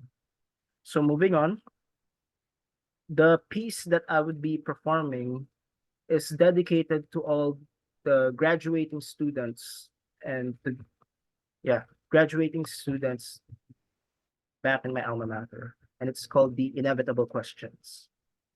So I came academically strong. Will I end in the same fashion when I graduate? As a freshman, I was once full of ideals and dreams. Once it's planned out, it will always be excellent. Yet such a thought is no different from a normal daydream. The reality of life is and will continue to be far from perfect. And I was about to embark on a world of cruelty and neglect. Was I able to correct myself from the mistakes I made in the past and the flaws of those who came before me? Sophomore year came, and college fantasy started to show its cracks. Reality started to hit me from different corners like a wolf pack. Others went into denial, but I refused to follow their ways. This year, I learned to manage my time and days. Sophomore was just another level of reality check. Did I set a proper example to the younger generation, or was I too blind to realize that I have become egotistical with my ways? Being a third-year college student had its ups and downs. I was becoming callous to reality's wrath. Night classes became rampant when one hits this grade level, and I was always hoping that my professor's behavior was not of the devil.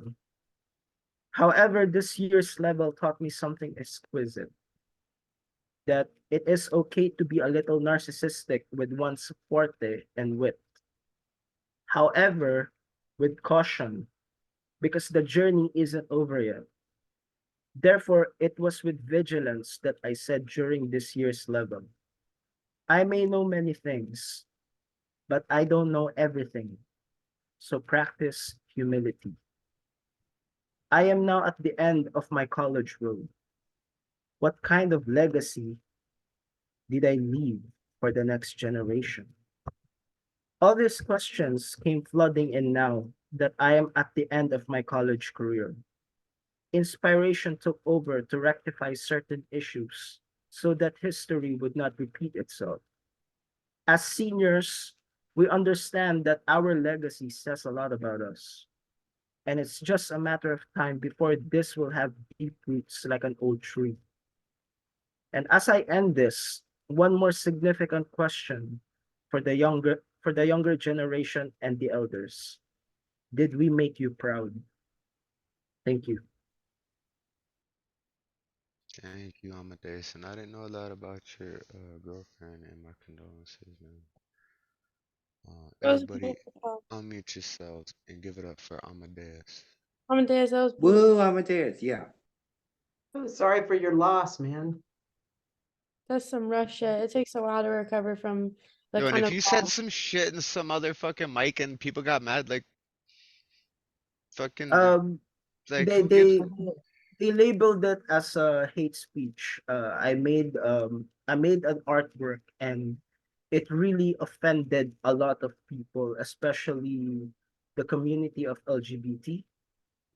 And um but they Was didn't it know your the intent though to be hateful, or because I know you, I don't think you would ever do something to hurt people. So if people were offended by you, like that's something wrong with them. No, I mean, I understand that they're offended because my words were very insensitive. Mm. And they were right, but they didn't understood why I was behaving that way, why I was aggressive.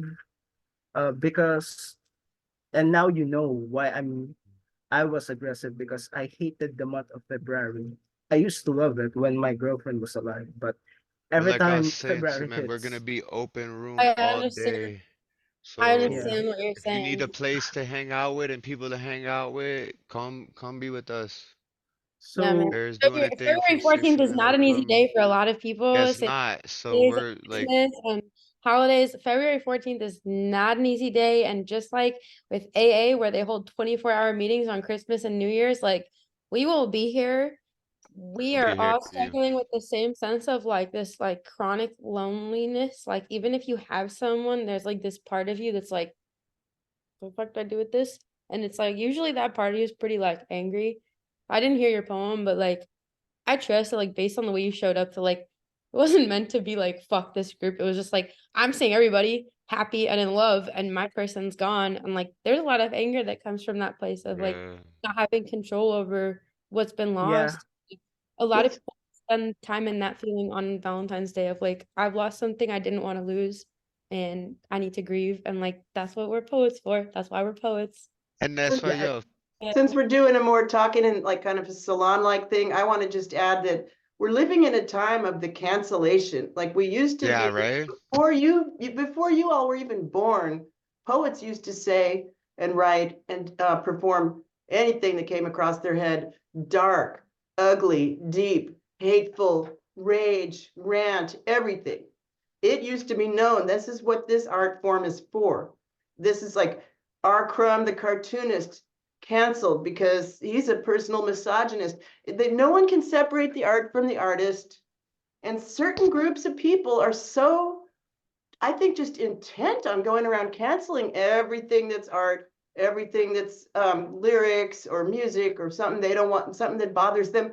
You know what? As a kid, I went to Andy Warhol Frankenstein on the big screen. I mean, talk about disturbing. I chose to. Right? I chose to. It was like you get a catharsis, you get a feeling. That doesn't mean I subscribe to going around being a vampire or whatever. Like there's just something wrong. There's something Yeah, wrong with people people are like starting to mix up like the art and the concept of art and enjoying art, right, with reality. Well, fair to speak that like a lot of people experience reality as very threatening and dangerous at this point, especially if you're in the poetry community and you're already part of the fringe. You experience that alienation on a daily basis, I'm and you hear it in the poetry community, and it's hard not to take. Even me, like even if you're working on your shit when you're like meditating and fucking like I'm aware that I have anger issues, like it's hard to not be like engaged when you feel a trigger of like in your body. Sometimes you feel a trigger in your body and like it's there's actually no separation between the trigger and like your reaction. And like to take the space to be like, whoa, I have a thing around this topic and this person doesn't necessarily mean to attack me and I'm feeling a sensitivity to this. You're just like, whoa, don't talk shit about autistic people. Like I do that too. It happens to everybody. Everybody has their thing that they're like, I'll protect this with my life. And the reason that we built up these defenses is because the softer defenses we've learned don't work. And so we become very protective of the things that we are careful to keep alive because they matter to us. So it all comes from a place of love that we need to be protected on this thing that is vulnerable to us. It comes from a loving place. And when we don't mean to hurt other people, we show up, we say, I didn't mean to hurt other people. I've been at 2 open mics this week, and both times I went through like, I didn't mean to hurt this person's feelings. I love them. my I'm bad. sorry. I didn't mean to well, show up like that. And that's the beautiful part is that we can be like, I didn't mean to hurt you. That's I all love human that you've beings. given It's this all, speech and I'm man. reading your Like, I'm shirt sorry, right man. now, and I'm I'm just like, fine. Thanks.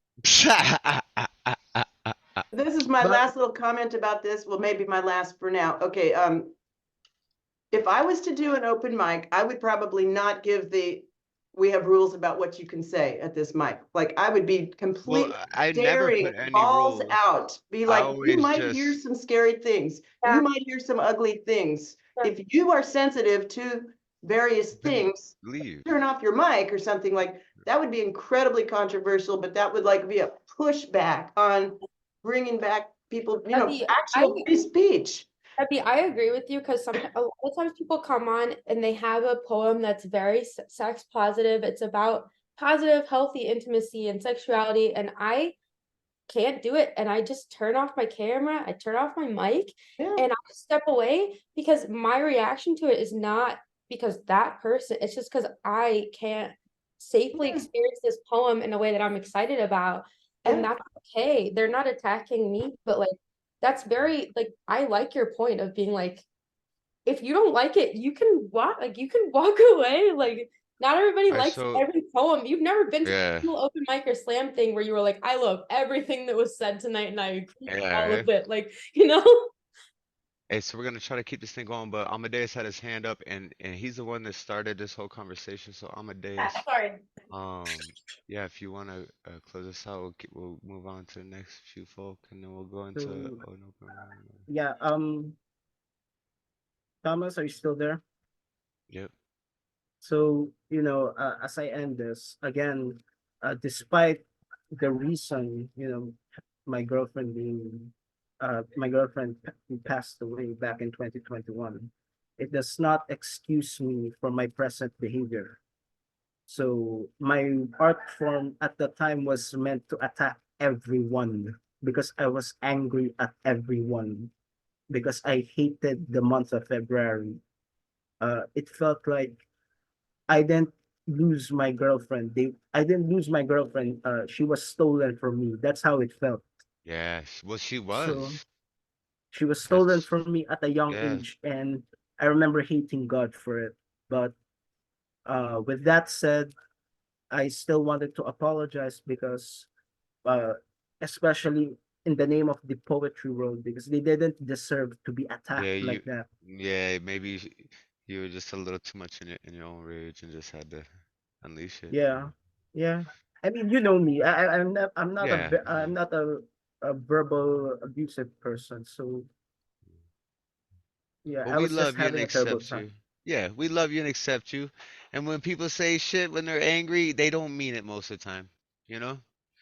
But Let me yeah, we just love you, brother. intrude one more time that I remembered the thing I wanted to say, which is, and I learned this at a work meeting on how to do better customer service years ago, and it really, really landed on me, which is impact does not always equal intent. Like we have to be careful not to alienate other people, even if we didn't intend on hate speech or didn't intend on hurting them. So that's like, I wish it were so. I wish your intent could just beam out and the Well, person so here's that what it lands. Spango straight up told me, bro. Spango was like, look, you can say something with your intention, but you can't control the intention in which these people hear it. Yeah, yeah, So, yeah, you know, got it. there's miscommunications all the time, but we try to clear it up because we try to stay open minds. And with that said, we're gonna move on to our next performer, Unmesh Mohitkar. Let's unmesh life. If you could unmute yourself and bless us with some words, brother, I appreciate it. Hello everyone. Great to be here. I am Unmesh Mohitkar, and yeah, here we go. I was sleeping on my bed, dreaming about nothingness, which I have never been able to achieve. Always felt nothingness is the heaviest thing to carry. A load of nothingness is the heaviest load to carry in dreams or in reality. Third, clatter, plates falling, crashing silverware. The whole house is awake. The kitchen opens in the living room. Nobody dares to go to the living room. Everyone in the house decides to ignore. My son, who was sleeping in the living room, knocks on the bedroom door. I had to get out, uninterested, without any enthusiasm. The kitchen was turned into a World War battleground. with cutlery and plates wildly strewn all around. The rats rule the kitchen with an iron fist. There on the cupboard, I saw some movement. A small black figure with a tail. There it was, the rat. I looked at him. I thought he would run away. But this rat was from a warrior breed. He never shied away from a little fight. He looked into my eyes. I looked back. I'm not good at looking down on anyone. But the rat was at a height and he was looking down upon me. His eyes pierced through my eyes straight to my heart, checking my heart rate. If there was a chance of heart attack in life, bigger wars might kill you once, but it's the smaller fights that you suffer daily and prepares you to die in the war. The rat is still there at the top of the cupboard. Suddenly, something touches my feet. I jump in the air and land on another rat. The rat is dead on the spot. Bloodless coup. Biggest living thing I had ever killed till now. The rat is still looking at me. I shudder to think tomorrow might be his day of revenge. Thank you. Thanks a lot. Yo, that was amazing. Yes, it was. I love your poetry, and that just felt like a gift right there. Like, thank you so much. Everybody unmute for Unmesh. Woo! Give it up for the amazing, super Yeah. duper talented Great Unmesh! Always a pleasure. Always a pleasure. Always a pleasure. That was amazing. Do you have another piece for us? No, I'm done. I'm done. Thanks a lot. Okay. It's great to be here always. Thank you. Yeah. You Yo, brighten my make sure day, you guys Unmesh. are checking out Unmesh's open mic too. Good night now, guys. I'm heading out. Good night. Happy Yeah. birthday! We Happy love birthday, you. Lantern. Good Happy to see you B-Day. back. Birthday lantern. Happy Thank you, everyone. Thank you for everything. You've been super, super, super, super good. Appreciate y'all. Need a little rest. My third, well, it's not quite my third. We're into February 10th now, but I did Unmesh not so long ago as well, and before that, something else. Thomas's. Bye now. Good night. We love you. I love you. Thank you. Thank you. Thank you. Love you always. you. Thank you. Your presence is Thank a you. gift. Thank you. Thank you, baby. All right. So coming up next, we've got Debbie Segal, and y'all need to check out the Heart of the Artist episode 1. Debbie was so dope. It like set the whole show in mode. We like came up with it on New Year's Eve. We were all hanging out, partying New Year's Eve, and just conceived the show, and it's been beautiful and amazing ever since. We're like booked all the way into I think April. Like it's dope, man. But yeah, if you can unmute and bless us with some words, we would greatly appreciate it. Thank you. I guess I thought it would be a good opportunity to pull out my little monologues book and do one. Like this is a little tiny book, but it's got the whole universe in here. It's a Bible. So I'm going to read this one called "The Maestro Says It's Mozart, but it sounds like bubblegum." And this is a character recounting and ruminating about an encounter and coming to a new perspective. According to Vernon Howard aphorisms, life transformation is in direct proportion to the amount of truth we can take without running away. So I demanded Carrie and I undergo some attack therapy, a type of encounter group experience from the human potential movement. I dared Carrie to spew the truth, not the rank attacks based on subjective views. Carrie took the challenge. You're never going to know anyone else who will tell you the real McCoy again, so you'd better perk up your ears, you lousy, arrogant jerk. Then, after modulating the volume down, Carrie clearly articulated throbbing, burning veracity, the naked truth. It must be awful to be you, waking every morning and finding the whole horror of being you another day. I've never experienced such candor before, not from anyone, friend or foe. I sat through it. It wasn't pleasant and it wasn't easy. I didn't run away. So I go, now it's your turn, Carrie. Did you know this was going to be a round robin? I said, where are you going? Pull up a chair, grab a glass of water, get comfortable. Prepare to be transformed, okay? Ready or not, chapter and verse. And all of a sudden, Carrie is spewing more words. Freedom can be measured by the number of things we can walk away from. I go, who proposed that theory? Carrie informs me. It's another Vernon Howard aphorism. How about that? Your truth trumped the other truth. Checkmate. Thanks for listening. Thank you, Debbie. Thank you. Yeah, that was dope, Debbie. Thank you so much for that. That was fun. I like that. Yeah. I want to read that little book you got here. Like, this is like the Bible. Yeah, thank you so much for that. We have some more lovely poets coming up next. If you just give me a second. I ran halfway in from outside puffing the smoke, and I should quit smoking, but alright, I'm back. Yeah. Who we got next on it? We got Alex, if Alex is still here. Alex is still here.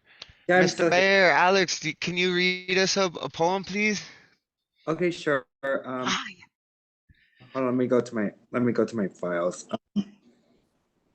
I got this one, A Door for More. Let me read this one.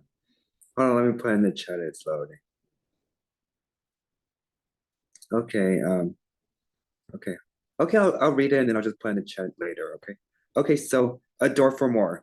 Behind closed doors might be dark like night, but rather than succumb to fear and fright, strive to do anything right, especially since nobility can result in a greater reality.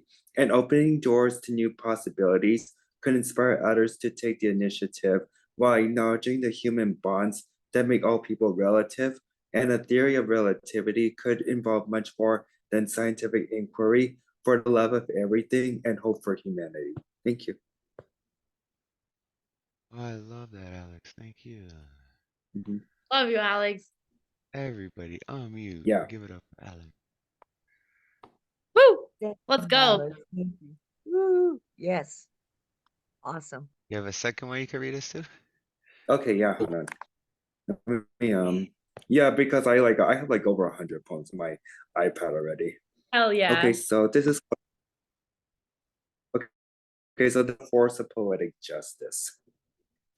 Loading, come on, iPad. Okay. A force of poetic justice. Ends that would otherwise justify the means might be very Machiavellian. But in order to be a civil civilian, simply choose to be wise rather than live with a disguise. For there's more to life than one would realize, and never underestimate the power of words that could result in action verbs. And a force of nature might be beyond personal control, but self-control could bring about justice that has to be served, and let the power of poetic poetry result in an even greater reality for the love of humanity. What? Mic drop. Everybody unmute and give it up for Alex Phuong. Positivity is contagious. We need that here. We love this. We love this. Yes. We need it. Yeah. Woo! Definitely. Hell yeah. I send you a message. I was like, let's connect. So if you want to swap poems, send me all those poems, man. You got hundreds? Send them. Let's go. I love that. All right, so aside from the people that were tentative that aren't here right now, or as Mattie, actually, you didn't get to read it. You were so tentative on the list. If you want to go ahead, and then we'll spark off round two, whoever feels like hanging out for a bit, and then, open room, we can chat, discuss. I actually have a freestyle that I want to go run ahead. past you later. Not now, after show. Is it me? Yeah, it's your turn now. You've been tentative all night on the list. It's you're the last one on the list here with a star. Like is you. I will tentatively read something. Okay. I'm trying to not hate the things I've written because I wrote them from a very genuine place, and I went through and looked at things. So I was like, do I still connect with this? So I'm looking at old poems. This one is called My Child Self and I Watch a Montage of the Years Leading Up to Our Separation in Couples Therapy. And I know we are both thinking the same thing, but won't say it. I love that title. She won't even sit on the same couch as me. There's enough lead in the room to weigh down the entire city we grew up in. The therapist says, let's try an exercise. I want to show you how similar you are. I'm going to say a few statements, and for each one that feels true to you, move a foot closer to one another. If it doesn't, stay where you are. Painted into the farthest opposite corners of the room. 1, you hurt my feelings. I don't like you. I wish you were someone different. You're supposed to say sorry first. Nobody cares how you feel. What's the point of being here? She goes on, but we're already sitting on the same couch, refusing to face each other. Why should I be grateful to you for anything? They didn't know. I hate you because they hate you. Take a step forward if you think nobody's listening. Why don't I want anyone to touch me anymore? Why do you hate me so much? Why are you so afraid? What are you so afraid of? Why don't you show anyone what we looked like after our 5th birthday? Why did they stop taking pictures of us smiling? Why did they stop taking pictures altogether? Why do they hate us? Why did nobody come to check on us? After all these years locked in the bedroom, is there anything on the other side of the door? On the other side of shame or loneliness? Is anyone going to come hold this rage? Why did you delete your Facebook after high school? Why didn't you want anyone to see the awkward phase? It never ended, or it never started. Why do you carve those words into your skin? Why did you count all the cuts like a certain number would be punishment enough? As if 25 to life a fair sentence for what I did to you? What did I do to you for what you did to me? Are you home yet? Are we ever going home? When does it feel safe again? Do you feel safe? I think we did something wrong. I think maybe we are the weapon. I have no idea how to be here for you. I don't know what it would be like to not hold the lead up off the floor. I don't recognize my own knuckles unless they're white and bloodless and throttling tomorrow. Does it stop today? Do you still have hope? Or when did it go away? The therapist asks, what would it be like to sit with the feeling of anger? And I scoff, roll my eyes and laugh like I am again the butt of a joke, like too sensitive. My face looks like my father's wish for a different child. My face looks like my mother's wish for a different child, like their dismissal and resentment and denial to admit it. My laugh is mean like a playground bully. I look at the little version of me. The little one looks down at the same spot on the carpet I have been memorizing since we sat here. No one is looking at each other. No one is crying except the kid. She hides the salt water, but sniffles it into her sweater. I imagine there are not enough tissues for all the water in her throat. I imagine she did not always appear so effortless at drowning. We are both method actors. I cut both parents off my face. I look down at the carpet.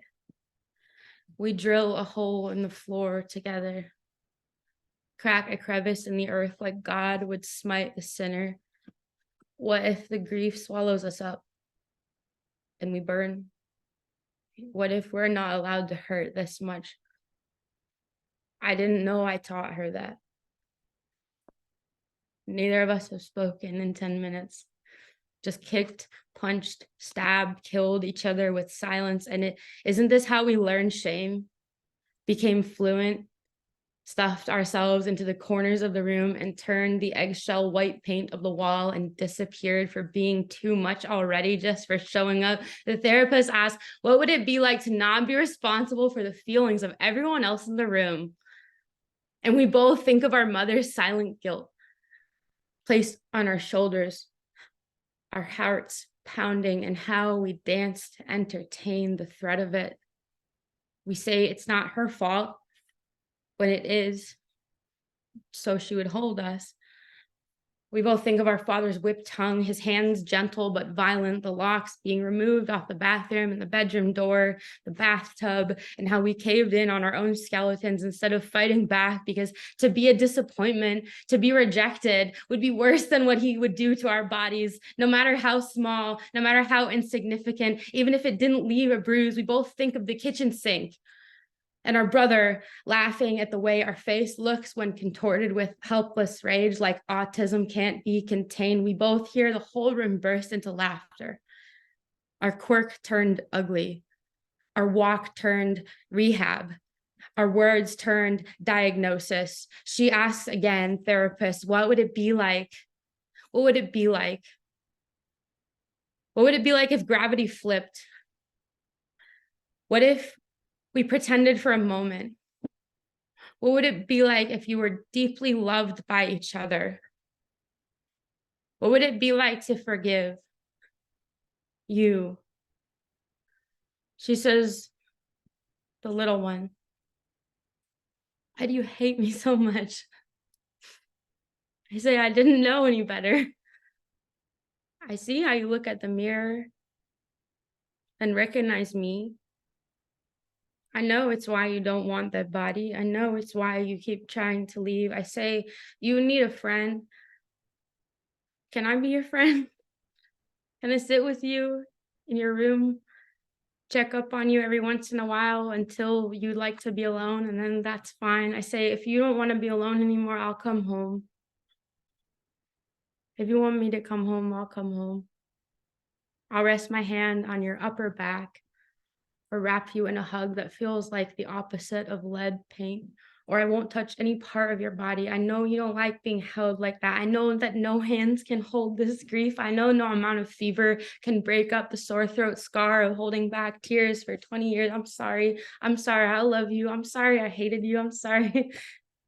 If you were only ever deeply loved by one person,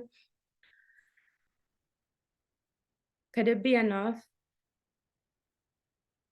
If you were loved so furiously and feverishly by just me, could it be enough? Could you forgive me for all the years I wouldn't speak to you, or I willfully ignored, I didn't listen?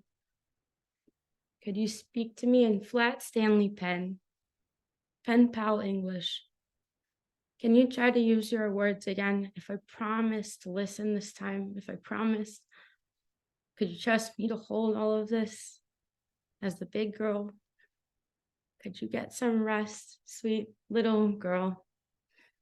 Phuong. Wow. Unmute and give it up for Babe. Oh, I'm crying, so I can't really do anything. That was We love you. Oh, that was like so healing and so therapeutic for any of us that have been through like CPTSD, Definitely. all that. Yeah, you That know was it came from somewhere. baby. Sad. I just got Love here. Debbie. I'm hugging you, Debbie. I love you. Oh, I love you so much. Thank you for that piece, Mattie. That was. Thank you so much for that. Thank you. Thanks for listening. Hi, I'll Cece. have. Hi, how are you? Hey, Cece. Five. Yeah. We was gonna just about to close up the recorded part of the show. You wanna play us out with a song and then we'll start the after hours? Let me do that. Let me do that. All right. Play us out, buddy. I love you. All right. I'm gonna. Kazi was at the open mic last night, and he dropped some real raw vulnerability about life and how important the open mic is and how it saves lives. And And it made me think of this one here. So I think I'm going to do I Think I Will Not Die Today. I haven't played this in a while. Let's see what happens. I got to turn the thing on. It's going to make. Yeah, you need the And then, original. yeah.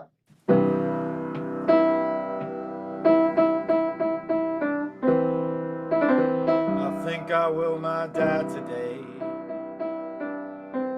Okay, here goes. Put that down there.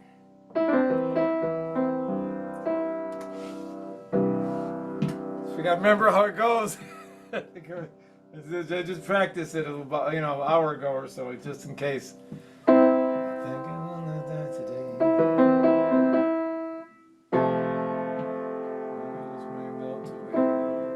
Hang in there, hang in there. There it is.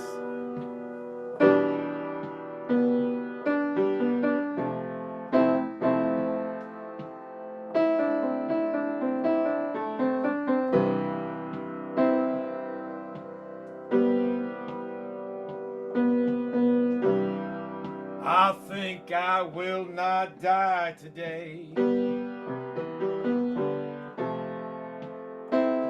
Oh, I just may melt away into a dream that's here to say, love, stay, and I'll stay with you. I think I will not die today. Although I just may cry today, and yes, my tears may fall to see love freed from all the harmful thoughts I made. Oh, I think I will not die today.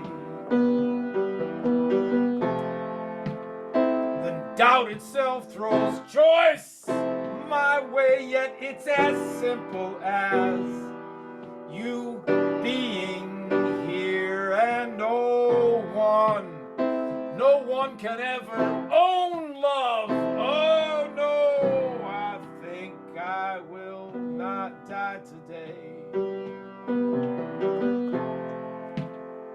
As I go through no love with just my face on a stage as bare as no one's here, where there's no reason left to leave my life. Oh, I think I will not die today.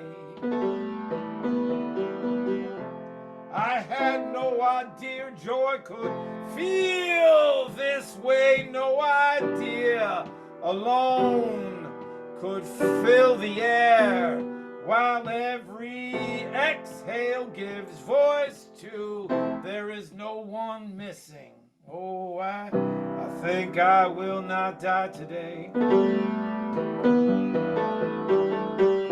Then fear exposed just runs away, and nothing lonely fills my heart, and all I hear is laughter.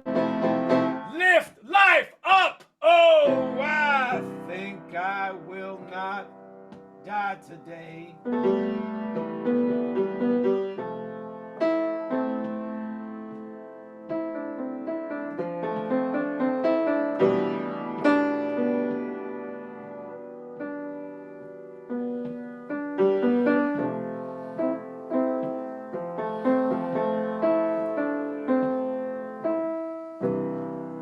I think I will not die today.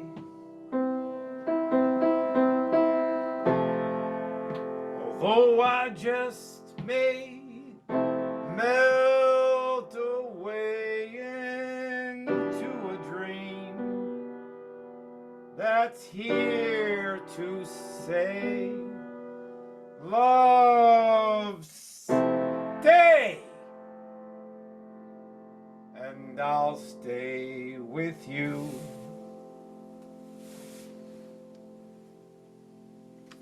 Love you, Mattie. Thank you. Fun.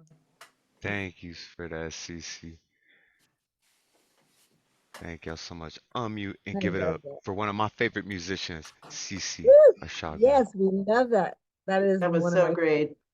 Puts me back in my body. it does. It's Woo! awesome.